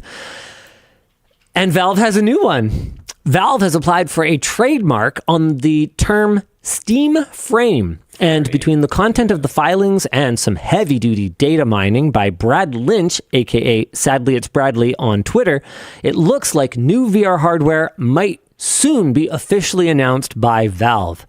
Data mining of the latest Steam VR beta has revealed that Valve is appearing to be working on a rebranding of Steam VR overlays to frames. And Brad Lynch also speculates that the official name of the rumored Deckard headset will be the Steam Frame, with the major selling point being its spatial gaming capabilities. Lynch also noted that the Roy VR controllers are no longer marked as prototypes in the Steam VR drivers, and that drivers are now finished for a Steam Link VR USB dongle using Wi-Fi 6E/6 gigahertz. So, what this probably looks like, based on that every rumor I've seen about Deckard indicates that it's going to be inside-out tracking with onboard processing. What this seems to add up to is an inside-out with built-in compute VR headset, more akin to what we've seen from the Meta Quest lineup or Apple Vision Pro lineup, but if the 6 gigahertz dongle is anything to go by, with the capability of wirelessly linking to your PC for high-fidelity PC gaming. What remains to be seen is what the resolution Valve is going to be able to push is going to be, because I'm not aware of a wireless interface that can reliably and consistently match a wired interface for displays yet.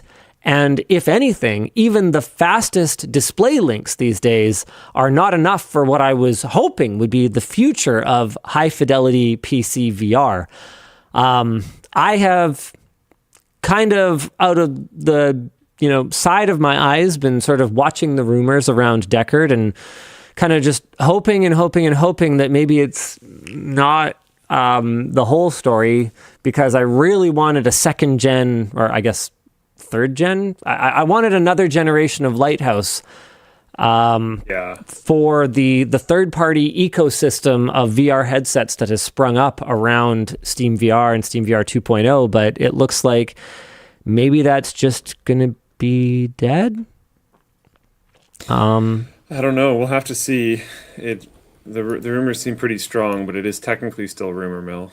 Yeah, it does seem like the evidence is really pretty stacking up that Deckard is going to be a standalone headset, and that this whole ecosystem of outside-in tracking is just going to be kind of stuck where it is today with, what is it? It's 90 refreshes per second for the Lighthouses, I think. That sounds right. I don't know. I think they're 90 hertz. VR base station, blah blah blah. Well, the base stations themselves are not. How often do they refresh, you guys? Someone's gotta know.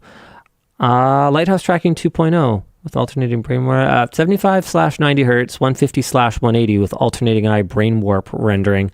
Now, to be clear, that's not the only data input. There's also built-in accelerometer/gyro in the controllers themselves, and so the Lighthouses are, from my understanding, in order to make sure that they don't drift off course. But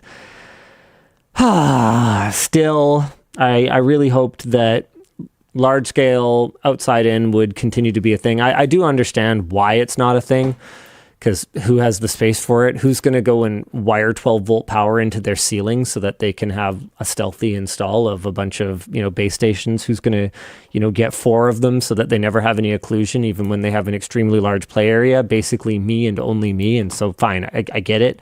But hopefully Valve has taken they've clearly taken their time, and hopefully they've cooked up something absolutely fire, and I'm going to absolutely love the frame or Deckard or whatever they ultimately end up calling it. Either way, Luke, I don't think you're going to be disappointed with your big screen Beyond, because no, I'm excited. If there is any onboard compute in Deckard, then there's absolutely no way that it's going to be light, period. I mean, Apple, for all their billions of dollars of R&D, to be clear, not all of which went into the Vision Pro, but some of it did, couldn't figure out how to make an on-device compute VR headset, not freaking heavy. So I don't think Valve is going to crack that nut just right now. Yeah, I'm also just like, I don't know, you can't always time everything perfectly, and even if I could, I feel like I still would have gone with the big screen Beyond. It's very wearable. That I'm happy to support, and honestly, I'm just really excited to get it. So I don't know. Gikkuns says, "What's the current state of using VR for productivity?" I gotta say, I never got into it. I tried it when I did my Apple Vision Pro review, and there were things about it that were compelling. But wearing something on my face for such an extended period of time for the workday, especially working in office where I frequently interact with other fellow humans, it's just not feasible. It's not viable for me. I still know people, not even just person, I still know people that use it for what was kind of probably the most logical use case, I think, for the Apple Vision Pro, which was like work while traveling. And they still seem to find a lot of success from it, which is cool. And yet I'm basically back to traveling now. I've been traveling a fair bit, and I have seen exactly 0 Vision Pros on the road. So that's clearly a niche use case. I mean, compared to when it first came out, I mean, I would love to see the numbers for this. What percentage, because Apple has a no questions asked, is it 14-day or 30-day? Can't remember. But Apple has a no questions asked return policy, which for electronics I heard it was these insane, days, by the way. Yeah. Like, what percentage of Vision Pros that were purchased have been returned? Because they were flipping everywhere for 2 weeks. And then radio silence, gone, wiped off the face of the earth. You know how like practically every single poll is like corrupted in some way?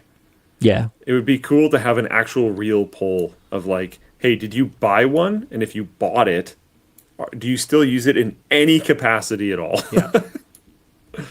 Apple Vision dust collector. Yeah. Big time. All right. Do we have any other headline topics? Oh, crap. I screwed it up again. Sammy's going to kill me. I haven't done the float plane announcement. I was supposed to do it before sponsors. Freaking, okay, look, Sammi, if you want it right before the sponsors, then why don't you put it right before the sponsors? It's separated by like 6 topics. That's on me. They keep overwriting it and have to add it back in manually. I'll put it down there in future. After intense competition and almost getting scammed multiple times, the finale of Scrapyard Wars 10 is ready to be released for early access on Floatplane alongside the extras today.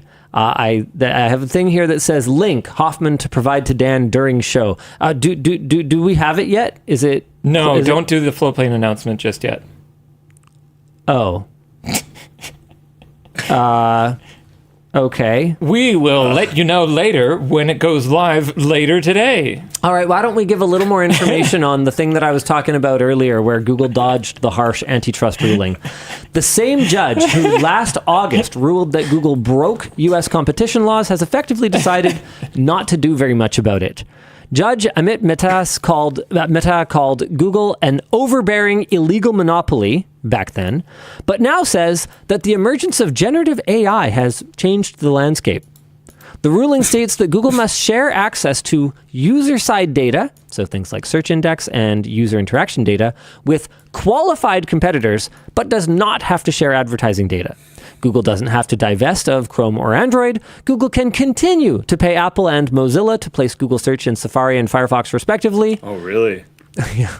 Earlier this year, Mozilla's CEO warned that cutting Google's search subsidy could ultimately put Firefox out of business. This ruling also requires Google to stop entering into exclusive deals that make Google the default search on mobile devices and to submit to 6 years of regulatory oversight. The DOJ is expected to appeal this ruling. So basically what we've learned is that once again, in America, you can do basically whatever it takes to get on top, and the only thing that you will ever have to do as penance for that is say you're sorry, maybe have a little bit of oversight, and maybe pay a token fine. Good job. You can always become too big to fail. That is always an option. Yep. Do whatever it takes to become so big that it would cause the failure of other things if you were punished for your ill-gotten gains. Yeah. Nicholas Cage says, that's it. I'm calling shenanigans. Shenanigans! Shenanigans! Hey, you wanted to talk about how Silksong crashed all the stores?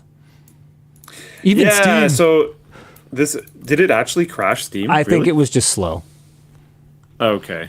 I'm even surprised at that, to be honest. People Steam couldn't is a check out. Juggernaut. Yeah. Wow. Like the payment system failed.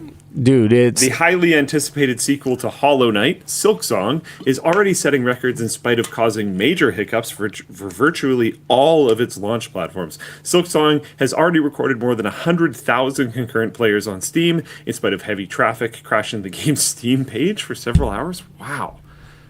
That's nuts. The first Hollow Knight's peak concurrent player count was...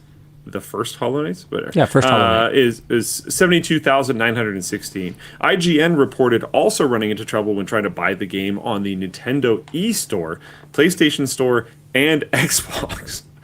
Silksong is also a day one Game Pass title, but Game Pass subscribers reported trouble downloading the title on the Xbox app and consoles. Wow.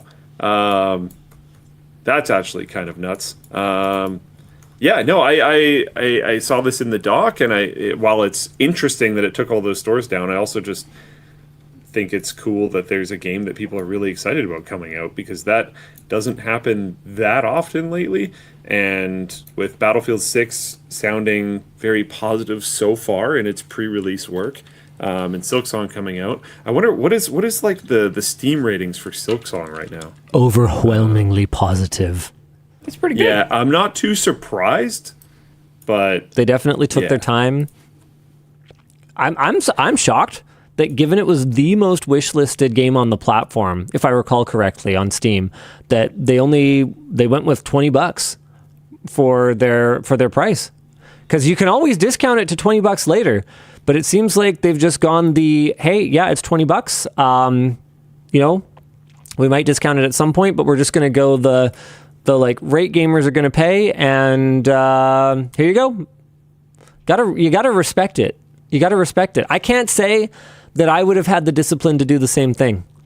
Luke, if you had the most wishlisted game on Steam, would you go $20? Honestly, I think it depends a lot on the team that I have. And if I'm the team making Silksong, I think so, yeah. As far as my understanding goes, they're pretty small. They're already like incredibly ballin' from the original Hollow Knight. I think that this price tag is probably not going to piss people off too much. I don't even think $24.99 or $29.99 would have made people too upset. No. $20 is, dude, $20. Like, that's like 2 coffees these days. Seriously, what's kind of interesting to me is that you said it's overwhelmingly positive on your end? Yeah. It's just very positive on mine. Really? I mean, I looked earlier, so I haven't looked in a couple of hours. It's interesting. Oh, yeah, I see very positive now, too. Interesting. I'm wondering if this has crashed into... like it was so hyped that even if it's absolutely fantastic, I wonder if people's expectations were just unfathomably high. It's rare that I've seen this much hype for a game, like, ever, to be honest. I mean, if it's crashing every single store that it's on, you can imagine the amount of different people that are jumping in. Yeah, and if it has a higher concurrent player count than the original ever had already, and it's so hyped, you might be getting people who just frankly aren't that into Metroidvanias playing this game and going, I don't get it. Which, yep. I have to admit, I tried twice to get into Hollow Knight.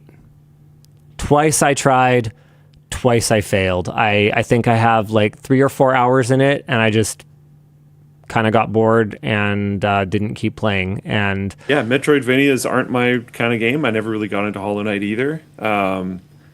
And I haven't been like overhyped about Silksong. I might check it out. It seems like it's pretty well positioned price wise, so it's pretty likely that I'll check it out at some point.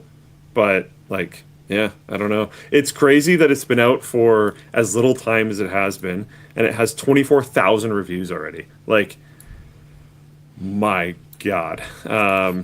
So honestly, I think this is very likely, realistically, more on the overwhelmingly positive side of things, but it's just being reviewed, like you said, by a ton of people that probably aren't actually super into the game, just heard the hype, bought in, and then maybe don't like the genre necessarily more than the game itself. There's that quote from the Helldivers developers that I've just always really liked, which is a game made for everyone is a game made for no one.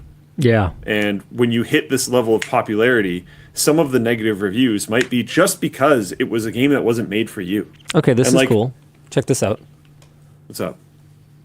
You can actually see the rating in every language because of that new filtering feature.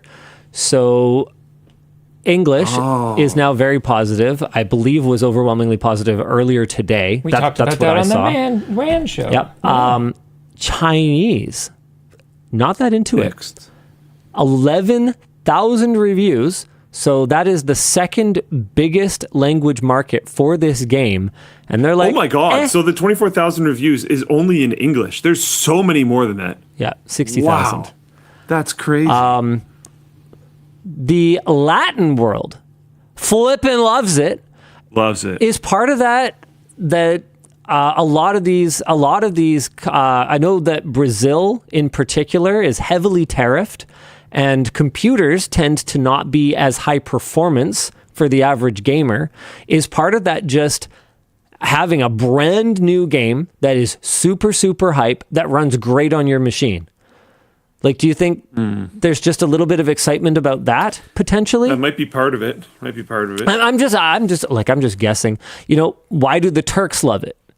The Poles, they love it. The Poles, they love Silksong. They just love it. The Koreans, yeah, they're kind of positive, along with the French and the Germans. The Italians are very positive. Ukrainians, yeah, we're pretty positive on this too. Apparently very interesting. I lost the comment, but apparently the Chinese language translation was like super botched on launch. I don't know if that, means they won't ever fix it, but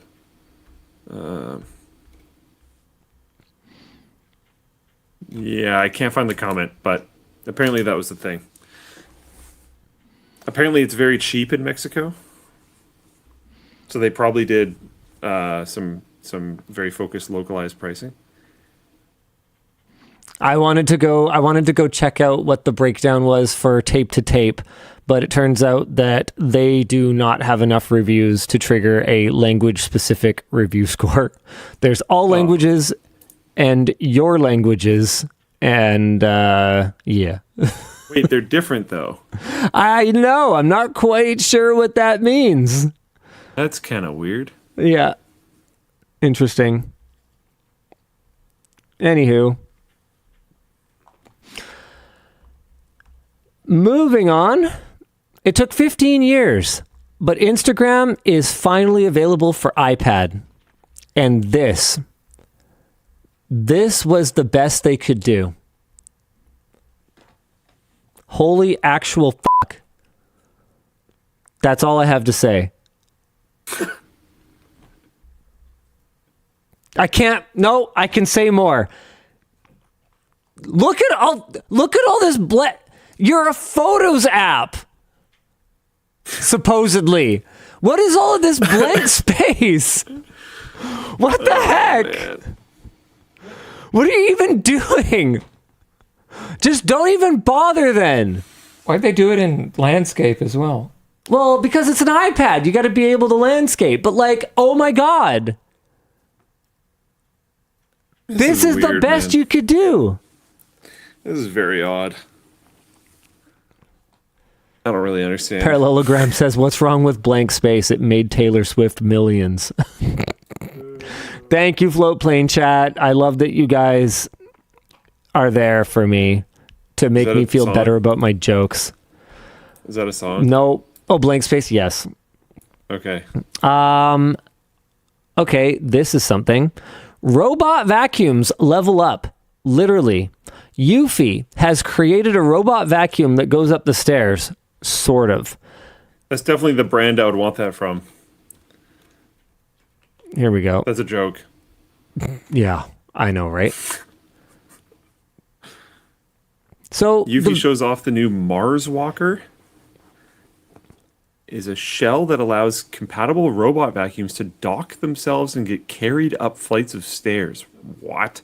The only vacuum right now that will be compatible is the Omni S2, scheduled to launch in January 2026 for $1,600 US.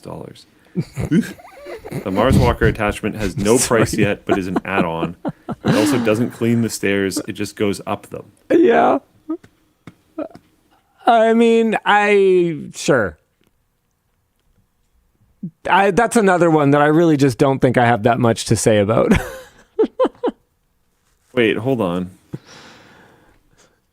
The look on your face kind of says it all, doesn't it? No, I'm just a little bit confused by the writing, because like it says the only vacuum compatible is the Omni S2, scheduled to launch in January 2026 for $1,600 US. And then it says, for this price point, is it even worth buying a robot vacuum at this point?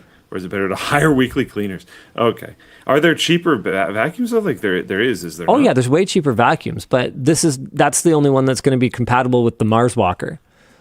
Yeah, but you could just buy two of them. You could just buy that's what I one was for gonna your say. You upper might literally floor. be better off just 100%. Yeah, so some Roborock thing is like between $300 and $1,000. So you would literally just be better off. Yeah, multiple. Pancrats is in the chat. He's like, my first car was significantly cheaper than that robot vacuum. Yeah.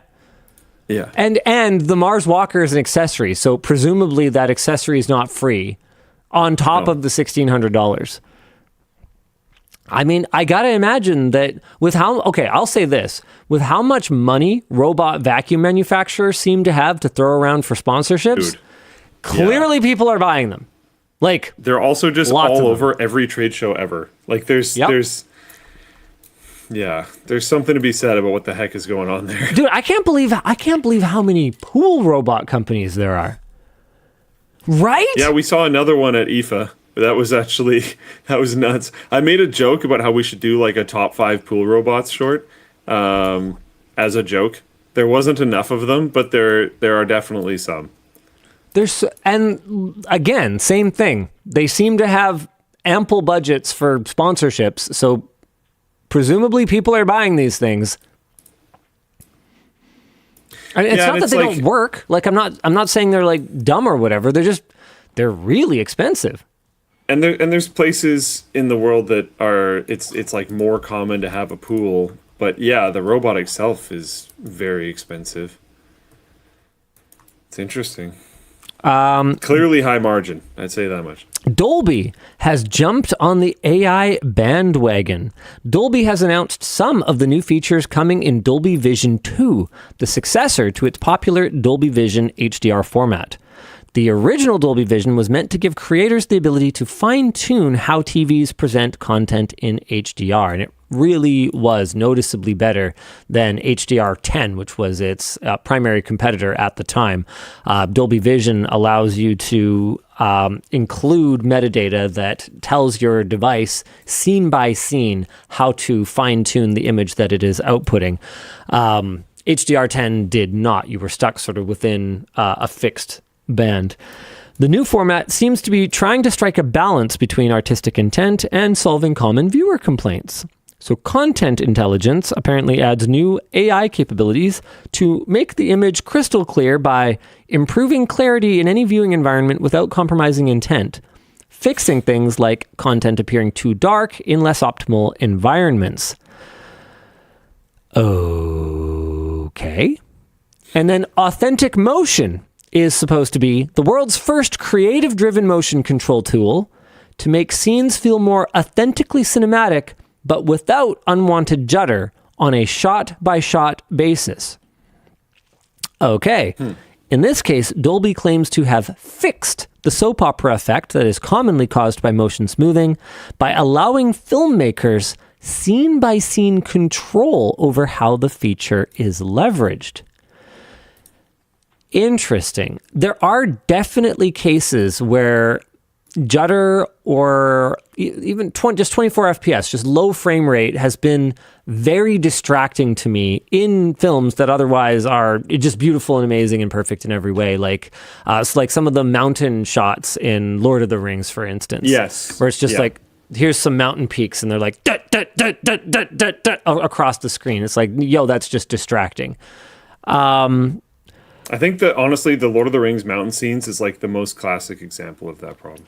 I don't mind the authentic motion part if it's giving the filmmaker the tool. Because I trust the filmmaker with this tool. I don't trust TV manufacturers, and I don't trust AI. And that's where content intelligence is sort of bugging me. Like, I get that everyone is it actually AI though? Like, okay, is it like what one of the problems we have with AI is like, what kind? Yeah. What are we talking about? Yeah, what are we talking about here? here? If it's certain types of machine learning, it might be completely fine. And they might like just be putting it in the if this is just an auto calibration tool, right, where it's just using an onboard where a light sensor and is just kind of like fine tuning the gamma curve or whatever, then I mean, sure. But then, like, are you just calling it AI because everything has to be AI now, or are you honestly, you generative anything? Because I don't want that. I'm at IFA right now, which is like I don't know. It's not quite, but some people brand it as like Europe's CES. And man, the AI branding is everywhere and genuinely often has nothing to do with anything. I think we've seen it at least a couple times where the AI branding is for features that like are definitely not AI based. Like I would actually bet money that they're not. And in other cases, it's like, okay, this is a very old, like, you know, machine learning type of approach that they've rebranded as, you know, smart AI or whatever. There's also examples where, I mean, this is classic, but you don't even want it. Oh, well, yeah, sure. Like, it's just worse. Like, the IFA seems to have a lot of appliances, which is not super normal for me at trade shows, at least. Like, there's an entire hall of, like, washing machines and are they AI, though? Stuff. They're like all AI based, and in a lot of ways, it's like just stupid, and I don't want it. And I was ranting about how, like, I want the dumbest fridge you can give me. Like, I don't want my fridge to like tell me what groceries are missing, because you just know that's for sure data harvesting. And even if it wasn't data harvesting, how could it possibly know how much sour cream is in the tub? It doesn't know. I mean, that's a good argument right there. It can't know anything useful.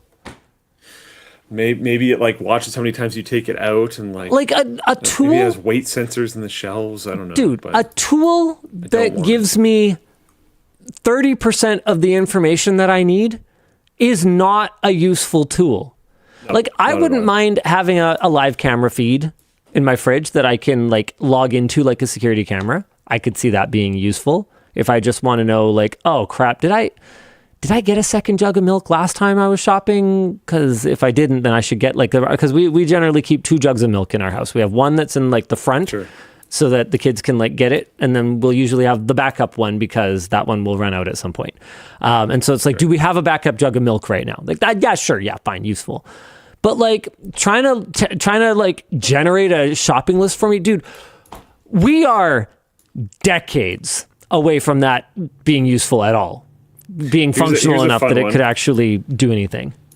I wonder what your input on this is. So we found a fridge. I genuinely don't remember who made it. I think it might have been Samsung, but hold on, hold that thought. People are upset. Fanboy NZ says not bags of milk. Timbit says jugs? Question mark. Brother, I've been getting my milk from jugs since I was first born.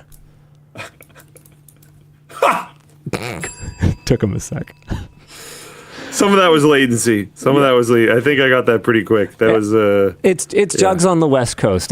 Milk in a bag is this weird like Eastern Canada thing. I went over there once and I stayed with a family for an exchange, and I was like, this just seems like a jug of milk with extra steps. Like, are we seriously all on board with this? Anyway, sorry, carry on. So I think it was Samsung, but I generally don't remember who, and if it's not Samsung, my bad. But somebody here has a fridge that you can speak to, and the only command that I noticed that it had was, and I was trying to jailbreak some of the AI systems while we were here. There's like an AC that you can talk to and ask it to like lower and up the temperature in the room, and I was trying to get it to output like muffin recipes and stuff, but I have so far failed. I have not given up. But there's a fridge that you can ask it to open. Okay. Verbally, and it will open the doors for you. Okay. Is that actually faster than opening it? I mean, if you're going to get anything out of it... It's actually, like, kind of slow. If you're going to get anything out of it, you have to be standing there anyway. Yeah. The thing that I thought was interesting is, like, I could maybe imagine a situation where I want to voice command the door to close. Yeah. But I can't really imagine a situation where I want to voice command the door to open. Yeah. So I tried to, it only advertised saying open, but I tried to, while I was standing there, voice command it to close. Mm-hmm. And it just didn't. Okay. So there was a booth attendant there, and I was like, hey, so like, is there a plan to support closing in the future? Yeah. And he's like, oh, no. For sure, no. I was like, why? He's like, oh, child safety. But it's a fridge. And my Couldn't my they just thought push was it like, open? Like, it doesn't lock, okay, right? so bashing the kid with the door as it swings open is not a child safety issue, but hitting them with the door as it closes is a child safety issue. And he just straight up was like, yeah. I don't know, dude. This is like kind of how I imagine the conversations went at like Porsche headquarters. Like I only figured out fairly recently that it's their choice that I can't type on my keyboard while my car is not in park. Or it's not in park, only while it's completely not in motion. So like my passenger is not allowed to key in a destination for me unless I am stopped. And voice control is utterly useless for navigation. It just doesn't work unless you happen to live in magical fairyland where all of your streets happen to have names that are easily understood by a machine. And it's like, it's their decision. And the amount of extra distraction that is caused by issuing a voice command multiple times, or like having to verify that it is actually sending you to the wrong place instead of absolute no man's land Narnia somewhere, is so much more than if I could press 3 characters and click the first autocomplete like you can in a Tesla, like you can in other Volkswagen Group vehicles. Like I just, like the kind of absolute broken moon logic that you encounter with product designers sometimes is just so frustrating to me. And it's one of those things where it's like, I totally get it. Some people might actually disagree with me on this point, and that's totally fine. But that is not the manufacturer's job. The manufacturer's job is to get the f*** out of my way and let me use the product that I paid a considerable sum of money for. That's the manufacturer's job. Payment processors. The other thing I would say too is like, it's kind of funky to me because they have supported features in the car based on weight in the passenger seat for a super long time because there's the whole airbag thing, right? So they could just allow you to type on the screen if there's a passenger in the seat. Yep. That would like actually be very easy for them to do. I or think. Better yet, they could just piss off and while I'm like, you know, pulling out of my driveway, I could go doot instead of having to go kind of slam the brakes and type and then go. It's Or I'm assuming you might be able to circumvent it by just being on your phone while you're driving, which is even less ideal. You 100% can. Don't ask me how I know. I guarantee you that people do that, and now even more so guarantee that people do that. And that's not better. Just that's worse. So much worse. Yeah. Just get out of my way and let me type a few characters. Also, I'm not trying to like dog on Porsche right now. They're having all kinds of trouble. But they were like so proud.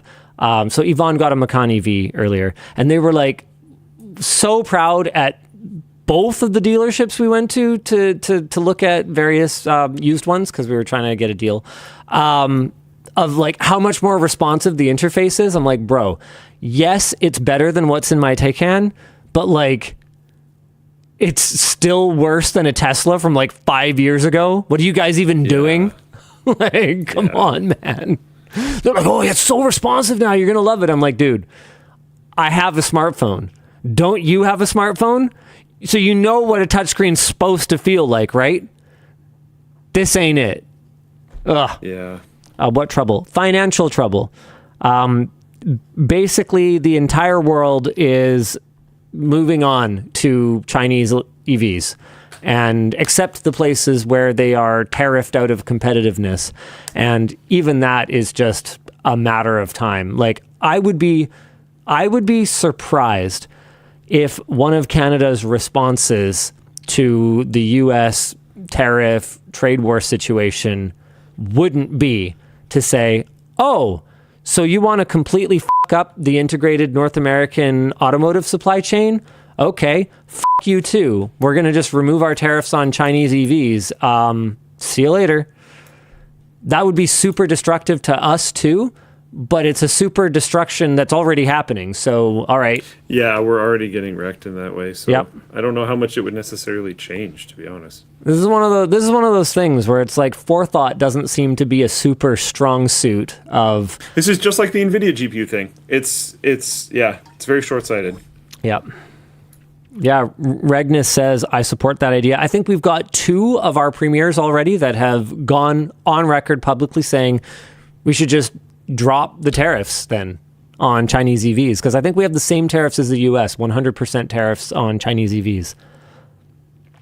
Yeah. Yeah, good luck, everybody. What else we got for this week? The Lenovo Legion Go 2 Electric Boogaloo. Lenovo has revealed its next handheld gaming device, the Legion Go 2. The same 8.8-inch size, but it is now OLED with lower resolution, 1920 by 1200 instead of 2560 by 1600 and 100.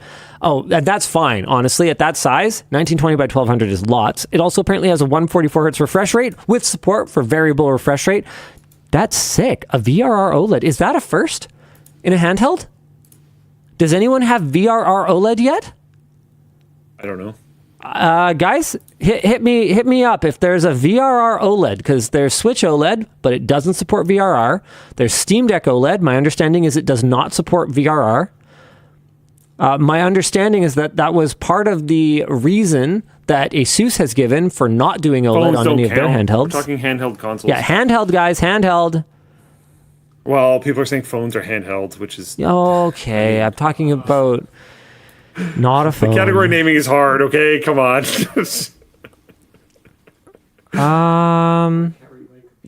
Yeah, I don't think so. None that I'm aware of. Madi CH said, how about security with those EVs? It's a complicated question, because I understand what you're saying, but then at the same time, we have like Tesla very obviously abusing the cameras on their cars. So it's like, who do you want taking your driving data and your cameras? Yeah, they're getting super punished for it, though, for sure. That's like definitely happening. So, okay. So it's like you're definitely. This is why I really like my dumb car, and I hope to keep dumb cars, because like you don't need that. You can go away. But then that means you're going gas pretty much. Yeah, the thing is, if you want to be credibly seen as the good guy instead of the other guy, you have to behave like one. So, yeah, good job, everybody. Anyway, back to the Legion Go 2. It uses AMD's Ryzen Z2 and Z2 Extreme APUs with Radeon 890M graphics, 32 gigs of LPDDR5X 8000, 2 terabytes of storage, a whopping 74 watt-hour battery, and will continue to have removable controllers similar to a Nintendo Switch with 2 USB 4 ports, so you can simultaneously charge and hook up to like an eGPU or something, as well as a micro SD card slot. It is expected to launch around the same time as the Xbox X, ROG, Ally X, or whatever that thing is called, in October. The one with the base Z2 chip will launch for $1,100 US, with the Extreme chip launching for $1,349. that's a lot. To put that in perspective, the Z2 chip looks like it is going to suck sweaty donkey balls. So for you to get like the new faster one, the Z2 Extreme, you will be spending like actual desktop, like with a monitor and some nice peripherals money. Okay.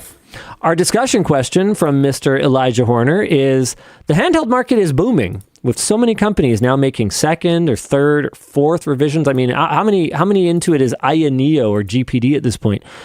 Why is the Steam Deck 2 taking so long? Well, Elijah, young man that you are, this is the thing about Valve. Yeah, lack of experience is, I think, the answer on this one. Let me familiarize you with Valve time. Ahem.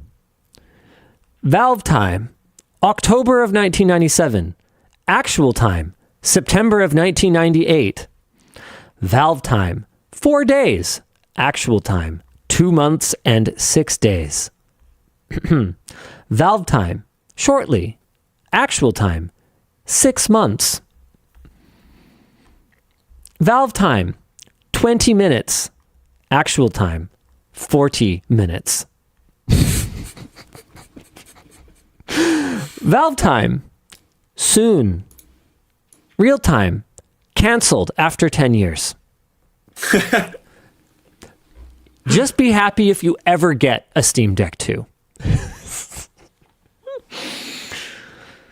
And I kind of suspect we will at this point, but I honestly wouldn't be surprised if it's going to be 3 more years. Yeah, I do. Two or 3 more years. We've been waiting for SteamOS to just have an installer for just like any computer, literally since before they even launched the Steam Deck.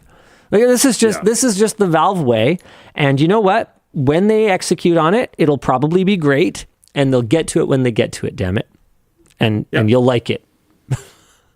Yep. Okay. Oh, we got another one for this week. Oh, this is fun. OpenAI has confirmed it reads your chats. Last week, we discussed a recent OpenAI blog post that announced ChatGPT's new parental controls feature. Futurism noted that the post seemed to subtly admit that ChatGPT scans your conversations and may refer them to law enforcement. Okay. Some of the response online has argued that directing police to individuals in mental crisis could in some cases do more harm than good. This past June, OpenAI claimed a court order to retain data for a New York Times lawsuit went against the privacy commitments it had made with users, and yet this seems to conflict with their tacit admission that they scan your conversations and may refer them to law enforcement. So OpenAI has some splaining to do, and most mainstream users are going to completely ignore this and continue to pour absolutely everything about themselves into ChatGPT. Once again, good luck, everybody. Hey, are we ever going to get an all good news WAN show, Luke? Is it ever going to happen? I don't think so. I think we might actually be able to like really, really force one if we want to, and it might be worth doing.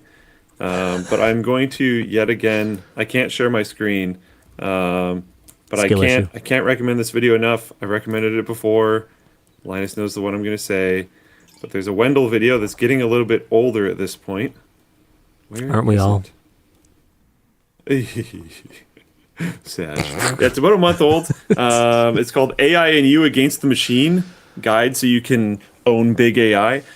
Go watch that. It's awesome. You can run these models locally, and then OpenAI can't read your stuff. This is the way. So I know it's expensive. Now might not be the time, but I think you should be informed and know what's going on. Even if that just makes it so that if you're in conversation with someone who could, that they might be able to get that happening. Whether that's a boss at your work or, I don't know, maybe someone at your school. Could be interesting to be informed of that conversation and potentially be able to drive some change. So check it out. Hey, Dan, how close are we to the finale? Have you gotten an update? Let's check Project Comms. Nice. What do we have? Mark is watching it now. That All was right. 2 minutes ago. So All I right. think it's in final QC. I think it's in the middle of being processed. Let me check on the internet. Dude. Luke, have you seen any drafts of part 4, the finale? No. Nope. I watched it Nobody's today. shared me early drafts on any of them. I've just been watching them on Flowplane as they come out, It's an absolute which is fine. banger. Do not post Hell yeah. Scrapyard Wars X. Is the clarification of the thing included? I don't think we will be able to discuss that without. Yes. Okay, cool. Yeah. That's it. Yeah. Good enough. I think they actually did a pretty good job of laying out the various things and various outcomes and all the kinds of things that were thinged. I don't want any spoilers, but apparently Sammi wants us, without spoiling the results, talk about how we felt about this year's Scrapyard Wars. Luke to answer.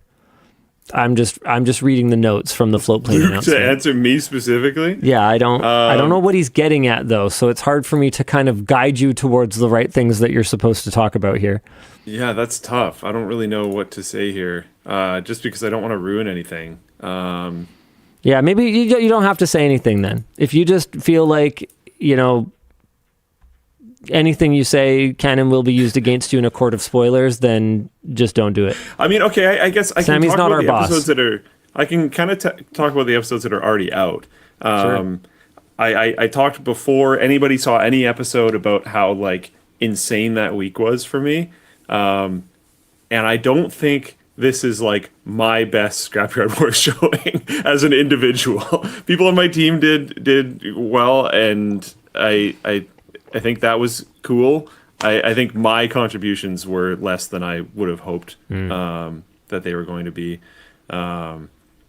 Even watching it back, like I've had some people comment, be like, "Oh, you did great," and then I go watch it. I'm like, "Nah, there's definitely things that I could have and should have done better." I did notice some cheating from you guys in the last episode. Excuse me? We didn't cheat on anything. What are you talking about? I noticed some cheating. Go ahead. Tell me what it was. There was a particular rule that you had to go out in pairs. Yeah. And you could ask her for an exception. Okay.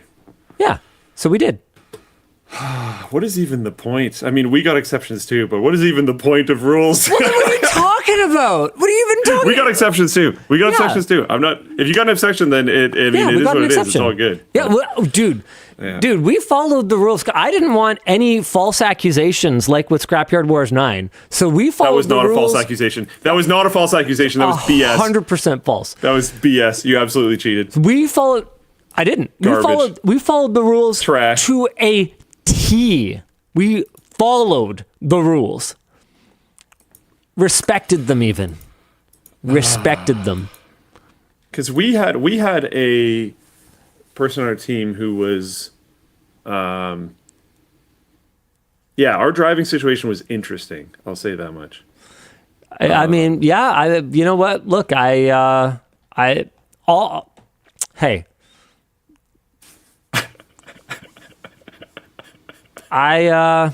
like cars. I like cars. I like turtles. Yeah. We might just have to save our conversation for after you guys. We'll hold it. We'll stop there. We'll hold it. Yeah.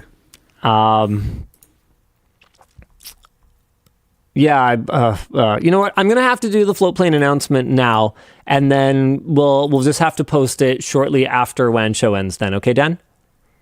Hey, I'm not the people who will be crying. They're not here anyway. So Okay, so early access for Scrapyard Wars 10 Part 4 will go up tonight as soon as we are able to. And as an added bonus, on September 9th, David is going to be doing director's commentary live with some of the participants and with our lead editor for each episode exclusively on Floatplane. If you want to know a little bit more about two-time participant Sammi, her Meet the Team video just went up talking about her work at Labs and Creator Warehouse, so you can go check that out on Floatplane. We also have lots of extras, including one that I'm glad went up because there was some discussion on the subreddit that Linus is the kind of guy who just like shows up on set and, you know, kind of like a home makeover show, you know, holds a paintbrush for 2 seconds and then, you know, goes away and sits in his trailer or whatever. Fortunately, in the extras for part 3, that accusation was put to rest because I can clearly be seen. I can clearly be seen painting the entire room from start to finish, working on it the entire time because I actually do work here, you buttheads. Not even in the extras, in just the normal footage, there was enough to show that you were doing all of that, in my opinion. That's a crazy accusation. I don't know, man. It's just, I didn't pub That's nuts. Like, I watched both because I think the extras have been fantastic, but I just like, what are you even talking about? There's so much footage of you painting. My takeaway was like, oh, interesting. He spent that entire day painting, just watching like the normal episode. Yep, that was basically all I did for an entire which day. Makes sense and added a lot to the room. I think that was a good move. But my immediate takeaway was, he just painted for a long time. Yeah. Anyway, if you want to know, if you want to be the first to know and have insider knowledge on this year's Scrapyard Wars, join Floatplane at lmg.gg/floatplane.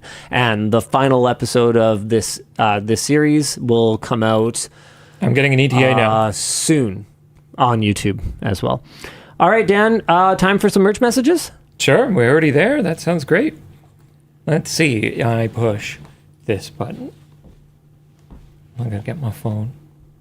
Hamnetic says, C-suite prerogative. I'll damn well spend the day painting if I want to. Look, I think Luke and I are both the kind of person who, no matter how meaningless the competition is, we will do whatever it takes.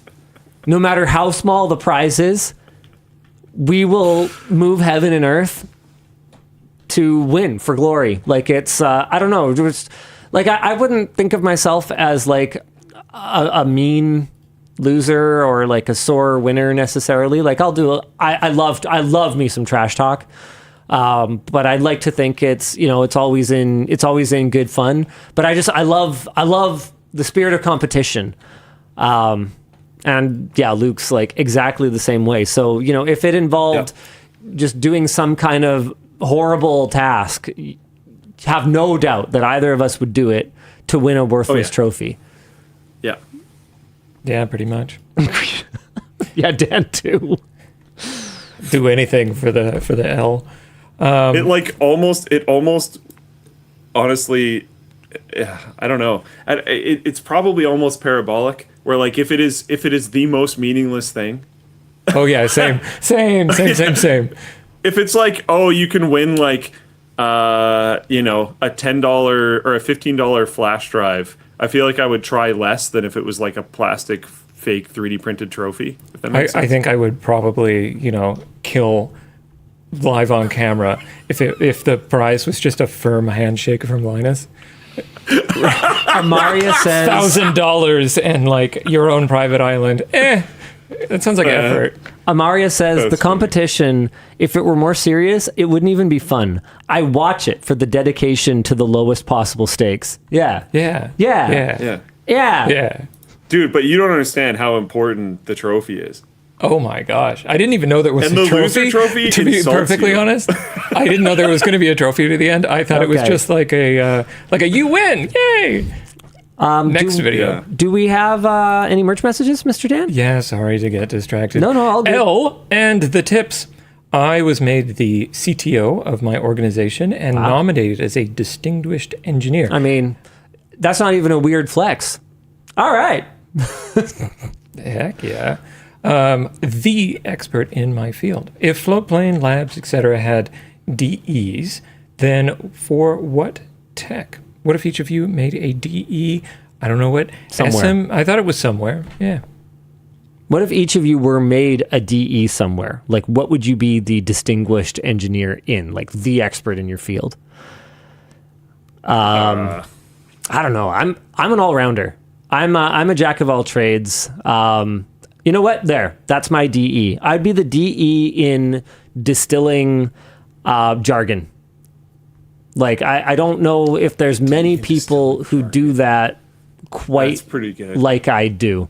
I'll talk to engineers, the actual DEs, and absorb just enough of it to regurgitate it back and have them go, oh yeah, no, that's probably the best way I've heard that explained by someone who didn't do an entire postdoctorate degree in this.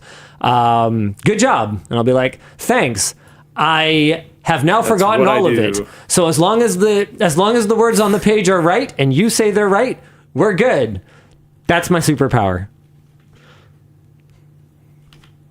Man, I don't know if I have an answer for this. So much of what I do these days is just like insert miscellaneous management tasks. I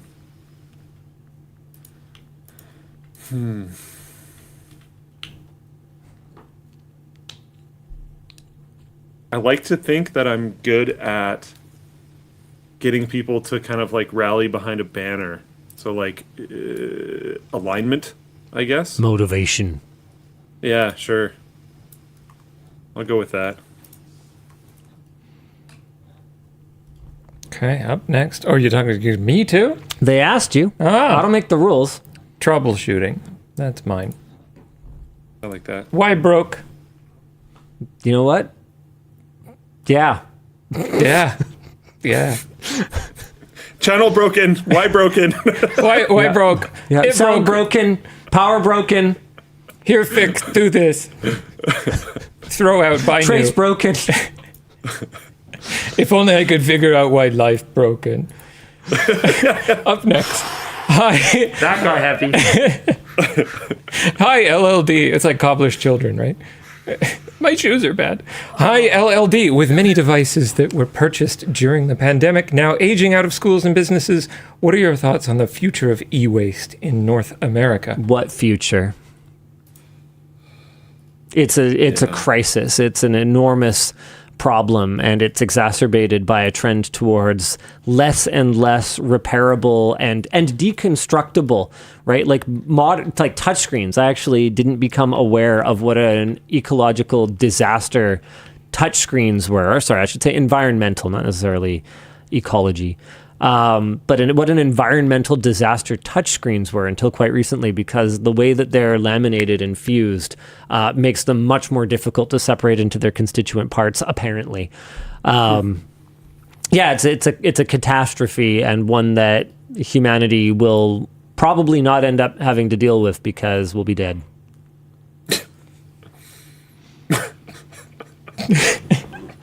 What's the weirdest sponsor request you've had to turn down? Oh, man.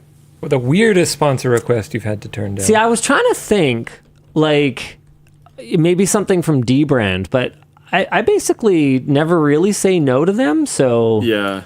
You know, I think this is going to be... We had one that we like reached out to them to see if they would do it, and then they were enthusiastically down, and then we decided to not do it. Does that count? Do you know what one I'm talking about? No, I don't. But I have a one Mr. Colton Potter potentially on the line here. I'm going to try him. Sure. I'm going to DM you the one that I'm talking about. You can decide to say it if you want. Oh, wow. Sent to voicemail after only 2.5 rings. Well, I know where we stand, Mr. Potter. I just DM'd it to you. Oh. If you want to mention it or not. Oh, yeah, sure. I don't know. Yeah, sure. Go with that. I didn't even remember that. I don't remember the context of it. Yeah. I don't remember like what sparked it. But way back in the day, can I say the name? Is that the just first say part the of hub. that name? Okay, sure. There was some reason why we were thinking about doing something, and we thought it would be funny if we got it sponsored by the hub. And they actually responded and were like, "Yeah, we're down." And we didn't really expect that response, and then we were like, "Oh wait, this is like real. Are we actually doing this?" and then the decision was no. So we had to be like, "Never mind, sorry." That's lame. Which as is hell. kind of like quintessential nerd in that scenario, I think. So maybe that makes sense. Hey, do you want to go on a date? Yeah. No, you're too pretty. Bye. Yeah, basically. So funny. So Man, funny. I don't remember what the deal was. That was like It's not in my inbox. no, this is ancient. I think But like my inbox goes back to the start of the company, smart guy. No, yeah, for sure. See, I'm not used to that because someone deleted the inbox for Floatplane. I don't know who that was. Yeah, you. Inbox for Floatplane? Remember we had Floatplane Club emails and then you just like randomly deleted it one day? I don't remember why we did that. Oh, right, because we didn't want to keep paying for them forever. Yeah. Yeah, I remember that. We were partially migrated, but not fully migrated, and you just yeeted the whole thing. Yeah, You didn't want to pay the bill yeah. anymore. That was my bad. We lost like a bunch of history. Yeah, that was my bad. It's fine. I mean, it's basically resolved at this point. But I am used to like things from that era, just assuming that I don't have them. So yeah, my bad. But yeah, I think this was done through Colton, and I think any discussions with you would have been vocal at that point in time. Yeah, okay. Yeah, sorry, I can't find any reference to it. That's friggin' hilarious, though. It was either them or someone very like them, and I don't remember. I wonder if it was like how to hide your stuff that is on the hub video. I don't think it was time that. frame. Wouldn't it? Yeah, Would I it don't have been know. like Channel Superfun, the dildo racing, maybe? I think it was a little bit after that. Okay. But I was going to bring that video up because I think it might have been something like kind of inspired by. I really don't remember what it was. It's been too long. It's like literally been a decade, basically. But that was a thing. We reached out to them. They said, sure, whoever it was. I think it was them. And then we said no. It's amazing how many people are relatively new to the channel and just like have no idea what Channel Superfun is. It's Floatplane chat's just like lighting up with the what racing? Yeah, that was a video on Channel Superfun way back in the day. I got a text from my daughter that actually reminded me of this. Is totally unrelated to anything, but remember that cool text that I showed you from her a little while back, where I was like, "This is such a proud dad moment, guys. This is so cool." I got a text from her like middle of last month that was, I fixed the printer all by myself today for the first time. Yeah, this is exclamation mark, exclamation mark, exclamation mark. She goes, a piece of filament was stuck.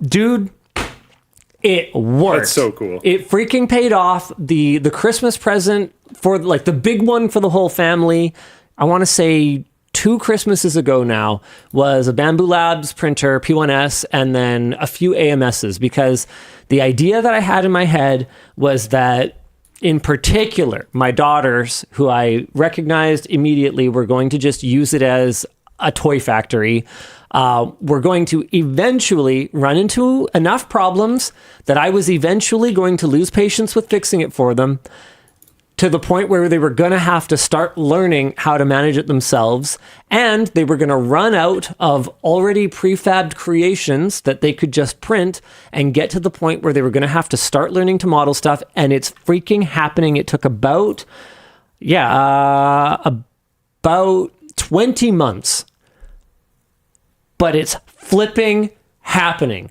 My eldest daughter can do some basic 3D printer repair, including taking out stuck filament. She can take the full extruder head assembly off of it and replace it. Honestly, what's more important about that, in my opinion, is that she was really excited and proud about doing so, which means that she will probably continue to She got that grow. Dopamine hit. Yes. She got the hit. That's a very important component of Yes. this. She has learned troubleshooting. She achieved something, and she got the secondary dopamine hit of being able to use the printer to make something she wanted. She's already starting to do a little bit of basic modeling, and that's influencing my youngest daughter to want to be just like her big sister, like they tend to do, and she's trying to do a little bit as well. Dude, absolutely freaking stoked. It freaking happened. Tyler asks, did your son ever decide if he wants to be in more LTT videos?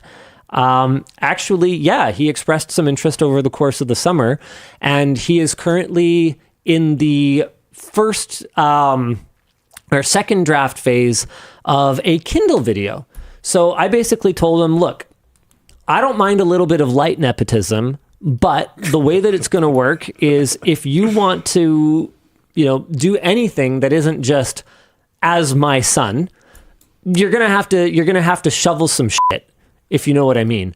And so I basically picked the least glamorous possible assignment, which it turns out on the docket was a look at the latest Kindles, including the color Kindle.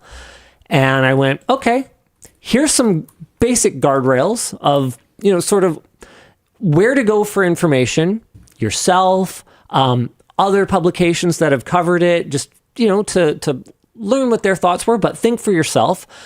Customer reviews, filtering out, of course, that, inexperienced reviewers / people who don't have other devices for context / bots / paid reviewers might be muddying the waters there. Here's what people might want to know, what's good about it, what's bad about it, what's complicated about it. Don't forget about price, blah, blah, blah. I kind of laid out all these things and I went, okay, dump it all in a doc. And again, a little bit of light nepotism. One of our experienced writers will look at your first draft with you. And actually, Plouffe said it was not bad. I haven't looked at it yet because he went through the first 3-4 paragraphs, sort of showed my son, okay, here's what you need to tweak. Here's what's pretty good. He kind of went, yeah, it reads like a 13-year-old wrote it, but a good 13-year-old. Sure. I sent him back to the kitchen, and he's currently working on draft 2, which will then go into script review with me. So this will be my first time actually seeing the script, and I have resolved to have absolutely no mercy. If it's something that I would have changed with one of our writers, I'll change it. And I basically told him that the most that he gets to do in this, because again, he's got to shovel some shit, is he gets to host a little bit of it. So he might host a segment or two, but he's writing a video for the LTT channel, and it will either be good enough and we'll actually use it, or it won't be good enough and I'll look at his resume again in another year or two. It's kind of where we're at on it. Now, that's it. We were talking about the dopamine hits and the desire for more situation with the repairing of the printer. When he received that feedback from Plouffe, was he motivated? Did he get to it? Did he start working on it right away? Yeah, he's working on it. Positive thing. I've seen him working on it. Nice. Yeah. Sweet. That's exciting. I'm hearing good positive things about this video potentially arriving soon. While that Scrapyard Wars? potentially happens, 5 or 6 minutes. Yeah. Cool. More. Okay, well, we should try to get through the rest of the merch messages then, so we can time it for the end of the show. Yeah. Hello, short, shorter, and shortest. Like the pizza warmer, what other not stellar videos would you like to completely redo? My BlackBerry review. Well, late for that. Yeah. Too bad you sunk them, Luke. It's your You fault. and MKBHD. No, it was all me. Killers. I miss my BlackBerry. Oh, no. Man, I don't know. Maybe you guys will be able to tell me what are my worst videos. Which ones should I redo? Hit me. The apology video. Yeah. That'd be a pretty good one. Hey, your next one you'll get right. You know what? I don't think so, Dan. I think the next time a major scandal rolls our way, I'm just gonna be like, F it, deal with it. Actually, based, I would support that. I just think I'm over it at this point. Like, no ukulele, no nothing. Just okay, whatever, bye. There's been so many attempts to cancel my career that I'm just like, I'm over it at this point. Like, look, next time go for the head. And if you don't hit it, then give up, go home. I can't remember what the last one was, but I remember I was like out doing stuff on the weekend, and one of my friends messaged me like, "Oh my God, this thing is happening!" And I if I remember correctly, you and I both were basically just like, "Yeah, we'll get to it when we're back in office." It's like, it's fine. Whatever. Sometimes the internet's gonna internet. What else we got? Your worst videos are building PCs. You can only do that so many times. Well, then why would you tell me to redo it? Remake the first video with no AI. Yeah, I don't know. You guys aren't really giving me much here. Survivor Slugcat says one that needs a remake is the Christmas album. No, it doesn't. If anything, I think over the last little while we've gotten less musical. So no, I don't think that's a very good idea. Interesting.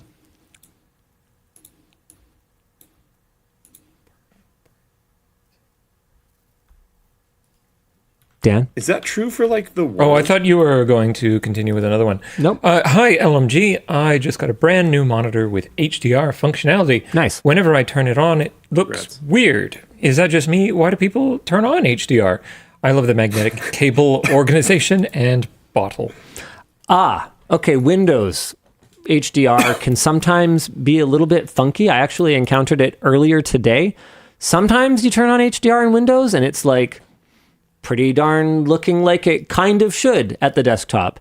And then other times you turn it on and it gets like all washed out and horrible looking. So what you'll have to do is you'll have to make sure that your display is only switched into HDR mode when you're actually playing content that benefits from HDR. Because even if your desktop looks like hot poo-poo, if you go into a game that supports HDR and turn HDR on, it will look outstanding. And then just don't use HDR at the desktop, I guess. WinB. Yeah, WinB. Hotkey. There's a hotkey for that? Yeah, if I recall correctly. That's sick. I'm not going to do it because it might break the computer. Okay. I have been given a link. Sorry, Win Alt B. Okay, carry on. I've been given a link to Scrapyard Wars, so we can post that when we're done. Yeah, when we're done. Good day from Australia. Luke the Refrigerator, you've often said that life is PvP.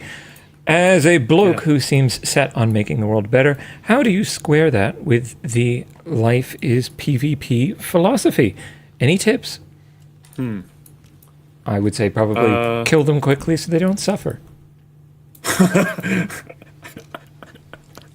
I mean, just because it's PvP doesn't mean those other people can't be useful to you. You shouldn't just kill them all. Yeah. Even in a PvP enabled world, you can have people that can work with you.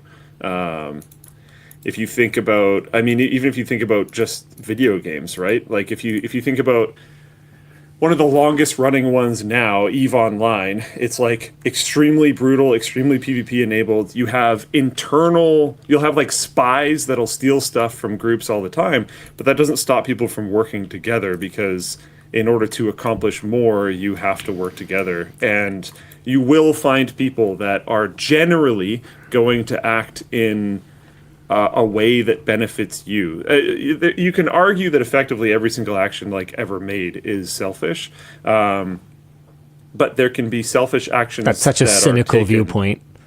Yeah, it is. I agree, and I don't think it's realistic. But even in that scenario, there can be things that people do that are selfish that benefit you. So alignment. Alignment is very important, and definitely attainable. And there are, and it might not work every time, but like it's definitely attainable. And a lot of people want to be on a team. And there are positive. There are personally positive results sometimes that align with making the world a better place. I mean, I'd say a great example would be making a good product that helps people fix things faster and more comfortably. Like, yes, this is a PvP world, and it was the creation of our screwdriver was capitalistically motivated. Obviously, I don't mind selling 500,000 of them, but that doesn't mean that has to be mutually exclusive to other people finding a benefit from, our team's actions, and that doesn't mean that other people on our team can't benefit from, the sales of this. Like, it's just. I think you could even argue like something like the Trust Me Bro warranty. Like the idea of just somewhat automatically siding with the customers and trying to make things good for people is honestly, it's so multifaceted. It's kind of easier for us. The customer service team can just be like less contentious than they would have to be at other companies, which is probably nice. I assume that's nice. I know for the Flowplane customer support, that's nice. It just makes the approach to a lot of situations easy. It's like, oh, you're mad and you want a refund? Okay, Yeah. sounds good. Hopefully you come back later. See ya. We've actually caught a lot of people very off guard doing that because they're like, "Oh wait, really?" Like gearing up for a fight. Yeah, and then sometimes they end up coming back and like messaging us about the fact that they came back, which is kind of a funny way to close that loop. But the idea that something is good for you, therefore it must be bad for others is not good. I think also the idea that something is good for others, therefore it must be bad for you is a bad way of thinking as well. Like someone else gaining a benefit and you not gaining it can still mean that is a good thing overall. And supporting that, I think if you don't think super short-sighted, might result in things that are good for you and not necessarily good for them happening in the future. Because if you set that as look, we are going to try to do the thing that is right as much as possible as the standard that you have, that you will ideally overall benefit from that happening. I don't know. The whole situation is tough. Life is constant PvP. I think the main thing that you are in PvP with is companies. Yes, it happens with each other. Like we are. Yeah, we are absolutely. in I PvP mean, with only each one other all person the can time. marry Yvonne, which is a total bummer for Sure. everyone but me, from my perspective. So you were in constant PvP Yeah. with everyone else. Yeah. In your eyes, in not regards anymore. to getting with Yvonne. Yeah. Sure. Now I don't even have to like take care of no. myself. I would still say yes. Actually, That's fair. That's fair. there, whatever. It's like 50% of marriages end in divorce, or But whatever. a lot so of like, stuff is not zero sum like that. Yes. And ideally you end up in a situation where it's not really that way. But you also need to keep your guard up. Like you can't just like randomly suck as a husband anymore. Not anymore. You can't just randomly suck as a husband. Yeah, that would be huge news for her if I came out like that.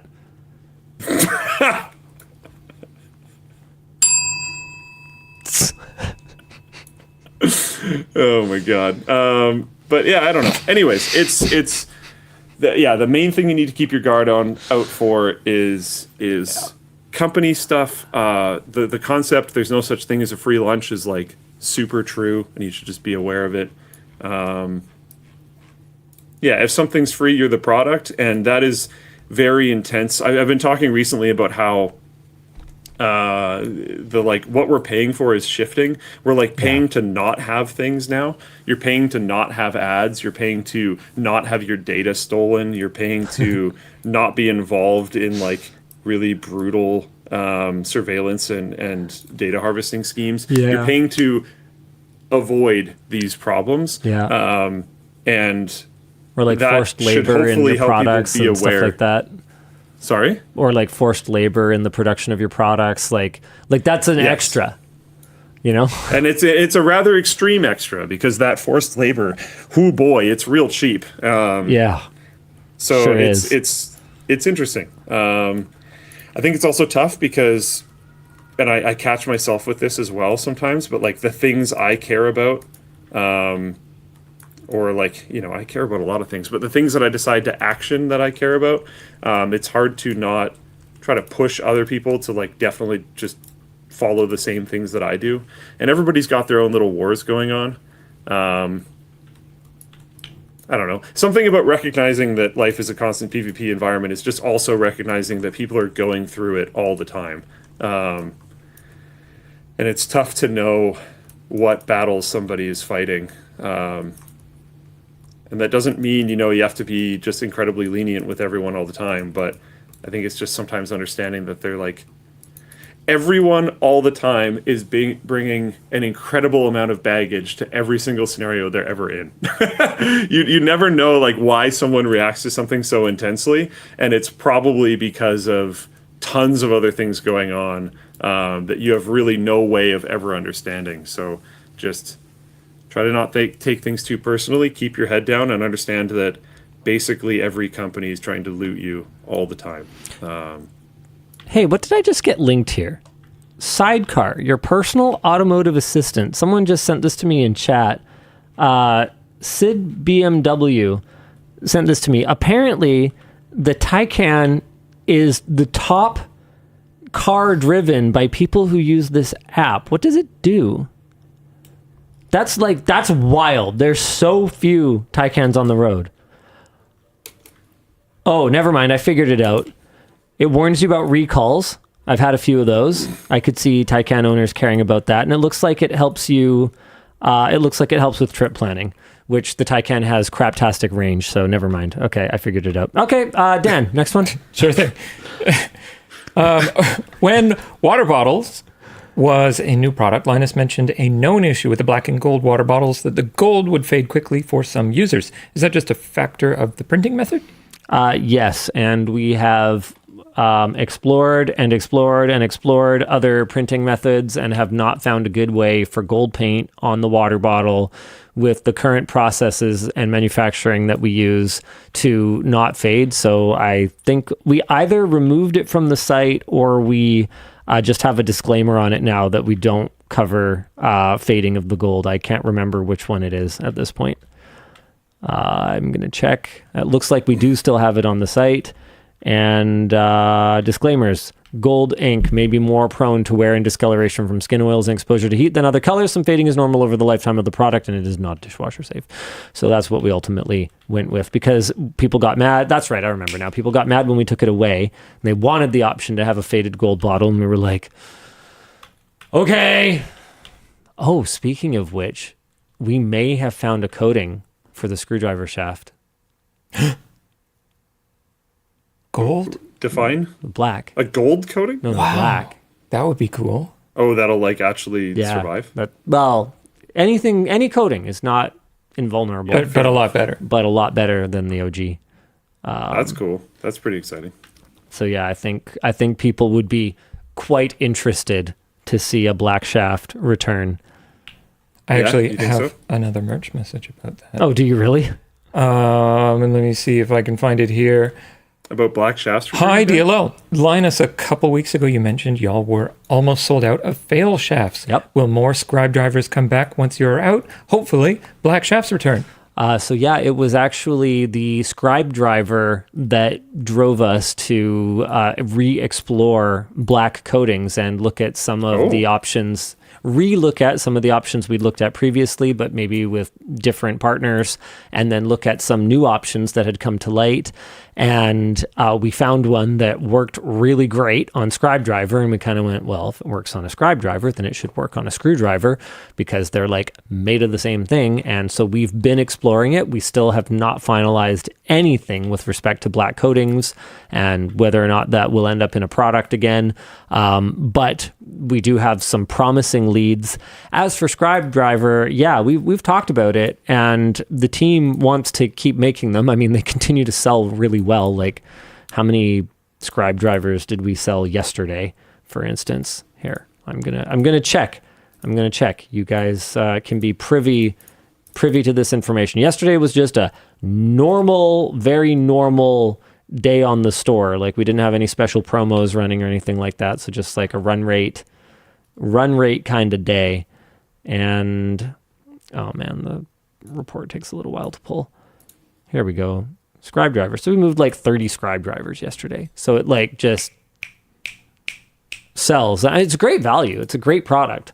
So the team's like, well, yeah, like, you know, this looks great on our, you know, quarterly reports and everything. It'd be tremendous if we could keep selling it. So I think the plan is to manufacture scribe drivers, even though the intention was that we would not even begin to dent the total number of fail shafts that we had making this product. I mean, we had 100,000 of them, and between Scribedriver and another thing that we have planned that we're going to do a production run of with fail shafts before we probably have to switch that one over to fresh manufacturing.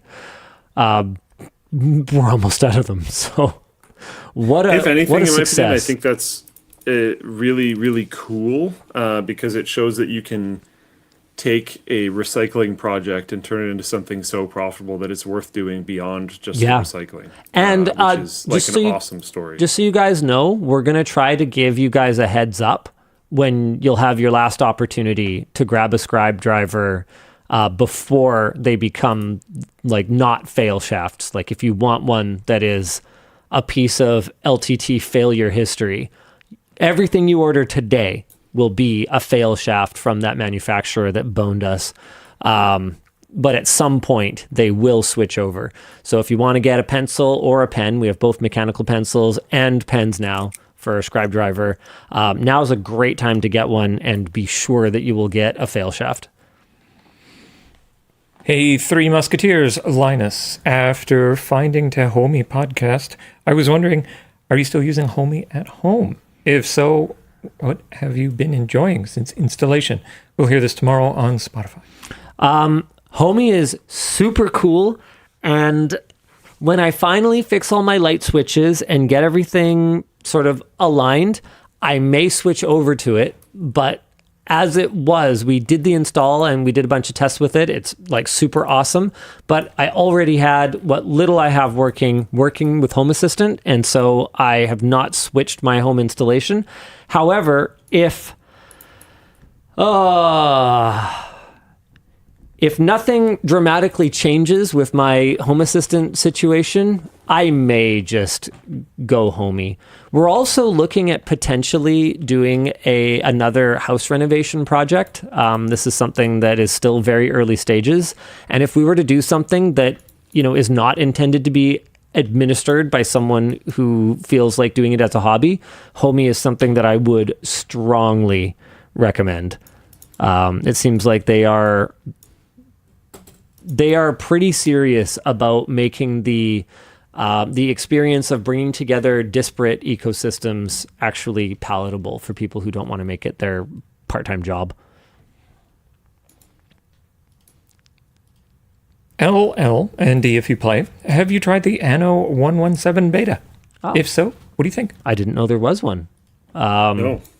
I'm gonna have to try it, man. I gotta tell you, I have not had practically any time for gaming, and my queue of stuff I really want to play, like I haven't touched Clair Obscur yet, like in spite of it being apparently like the bestest RPG experience like ever or something. I was gonna say honestly, I don't know if honestly either of us should play the beta. Yeah, I think I can wait.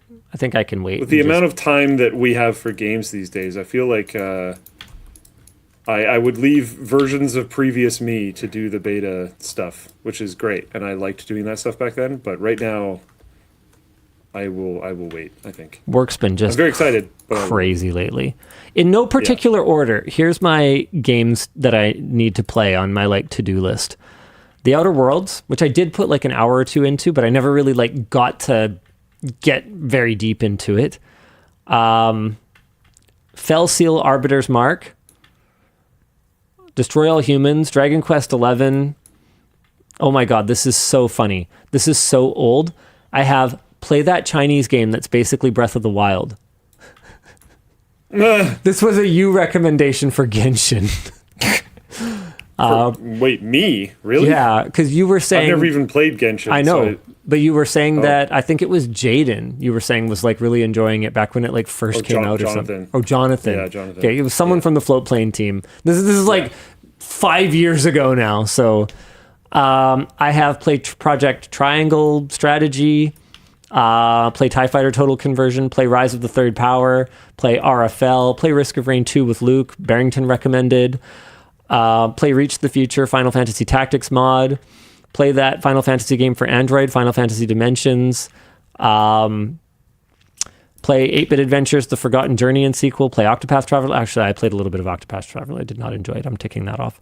Play The Last Bell, a base defense game, play Unicorn Overlord, play Astilibra Revision, play Journey with Yvonne, try Manor Lords, play Disco Elysium, play Paper Mario The Thousand Year Door, play Unraveled 2 with Yvonne. Oh, I finally did that one. Okay, that's one. Try Warcraft 2 Remake and Warcraft 3, play Vellum with Yvonne, play Halls of Torment, play Drova, Dragon Quest HD Remake. Oh my god. Play Claire Obscure. Now we're getting into more current. Try Puck Game. Play Beyond All Reason. Yeah. So that's my to-do list, and that's not even just like the ones that are in my Steam library but I haven't played yet. Things like I still haven't like finished Doom Eternal. I only benchmark it.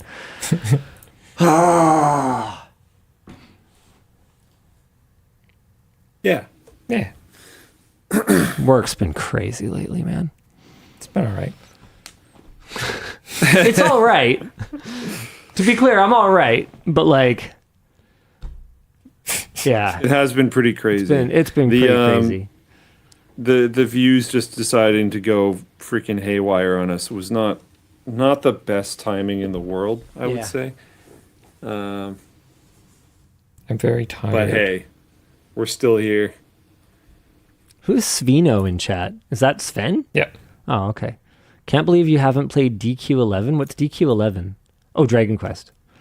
I've actually never played a Dragon Quest game. People play those? I mean, Are they like popular? I think they're pretty popular. Because that new like HD2D remake was like huge or something. And let's see, is this one? Hello. Last one I've got for you today. Oh, dang. I tried to reply to the one, hi, Dan, before you got to it. Oh, I was going to be like, psych, it's me, Linus. Well, I guess it counts as curated now. As a longtime viewer who was heavily inspired by you to try and start creating content as a passion project, what is the most actionable piece of advice you would wish you were told early on, much less than 3 LLD? This is a super difficult question. I'm sorry to curate this. No, that's fine. I mean, I'd say that the advice that I wish I had back then is actually really accessible now, because the whole content creation as a career thing didn't exist when I started on YouTube, at least in the way that we think of what content creator means now. Obviously, creating any content makes you a content creator, but like online content creation was not a career when I first got started. And so, you know, there weren't really a ton of trailblazers that came before me. There were some, you know, people like Chris Perillo, people like iJustine. But nowadays, there's so much conversation around, you know, what it takes to succeed, that on the one hand, you know, the formula is really well understood. You know, be yourself and engage with the audience and be persistent and always be, you know, evolving, and, you know, all these things that, you know, everyone knows, because you can just go watch a Mr. Beast interview and he'll break it down for you. He's very transparent in terms of what it takes to succeed on the platform. It's just that the flip side of this coin is that the competition is so fierce now that it comes down to who can most expertly execute on that formula, and who can find a manner of engaging with that audience that lasts. Because that's the biggest challenge. I mean, I was talking about this a fair bit last week, and it was something that I was reflecting on a lot. When we thought, okay, well, that's it. Like, you know, we've fallen off, right? Our views are gone. Then we turned around and had a couple, you know, 1.5, 1.6 million view videos. I'm like, okay, I guess meat's back on the menu. Who knows, right? But I was thinking a lot about, you know, if this was the end, how privileged I've been to survive this long in this industry. So and long. I really do think of it as survival. There's not many people that, and I've never been, you know, at the S tier or even the A+ tier, but there's not many people that have been at the B+, A- tier like I have for this long. And it's a slog. So I guess I'll say this is the most actionable piece of advice that even now most people don't like to talk about, is that it is a fucking slog. We are not designed as creatures to have a one to this many relationship, and it is something that wears on you. To have a spot glass on literally such an incredibly high percentage of your time by so many people all of the time, and be expected to be perfect all of the time. And it's something that wears on the viewers as well. People grow, people change, people drift apart, and it's a weird relationship that, as far as I can tell, has never existed before, and who knows, maybe we'll learn something from it, and this type of dynamic will never exist again. But you've got to be ready to grow a thick skin and understand that, like any job, it's work. Don't romanticize it. You have a job to do, so when the numbers are bad or when a comment is discouraging, you're just going to have to put your chin up and you're going to have to just fucking figure it out, because otherwise you will not survive. Period. Yeah. Just like this show will not continue to survive. Well, this episode. Well, we got the flipplane. Oh, right. It's on the top of the script. I tried to outro the video and you didn't let me. Denied. It will survive slightly longer. Sorry, the top of the script? In yellow. Sorry, I didn't unhighlight it. Very, very top. Second line. Looks. The flipplane link. That's the link. Yeah. Wait, so is it live or? Oh, you have to make it live. I have to make it live. Okay. That's the last thing you have to do tonight before you get to go home. By the way, you see that Hacksmith's oh man, not carry all day every day. No, fuck. What? Smith blade? Yeah, no, not Smith blade. The knife with the pliers. Everyday carry. What's it called? This category. Someone tell me. Multi-tool. No. Yeah, is it everyday carry? Yeah, everyday carry. That's what I'm looking for. So his everyday carry Kickstarter thing is over $10 million now. Yeah, for the Smith blade. No, I know the Smith blade, but that's not the category of product. I just mean his thing that he's making. Yeah, the Smith blade, the knife. Don't worry about it. The point is, dude, over $10 million for our fellow bro content creator. Good for him. It's so cool. What an absolute freaking Chad. Great job, That's James. Fantastic. All right, and now it's time to promote our own shit. There it is. We spelled finale wrong. You know what? It doesn't matter. Oh, no. Well, oh, no. Save. It's live. Go watch it. We'll see you again next week. Same bad time, same bad channel. Bye. It's 6 a.m. for me. I'm going to bed. Good night. Peter. Okay. Are we? You just gotta close it. Hey, get out of here. We're not offline yet. Yeah. Okay. Goodbye. Bye.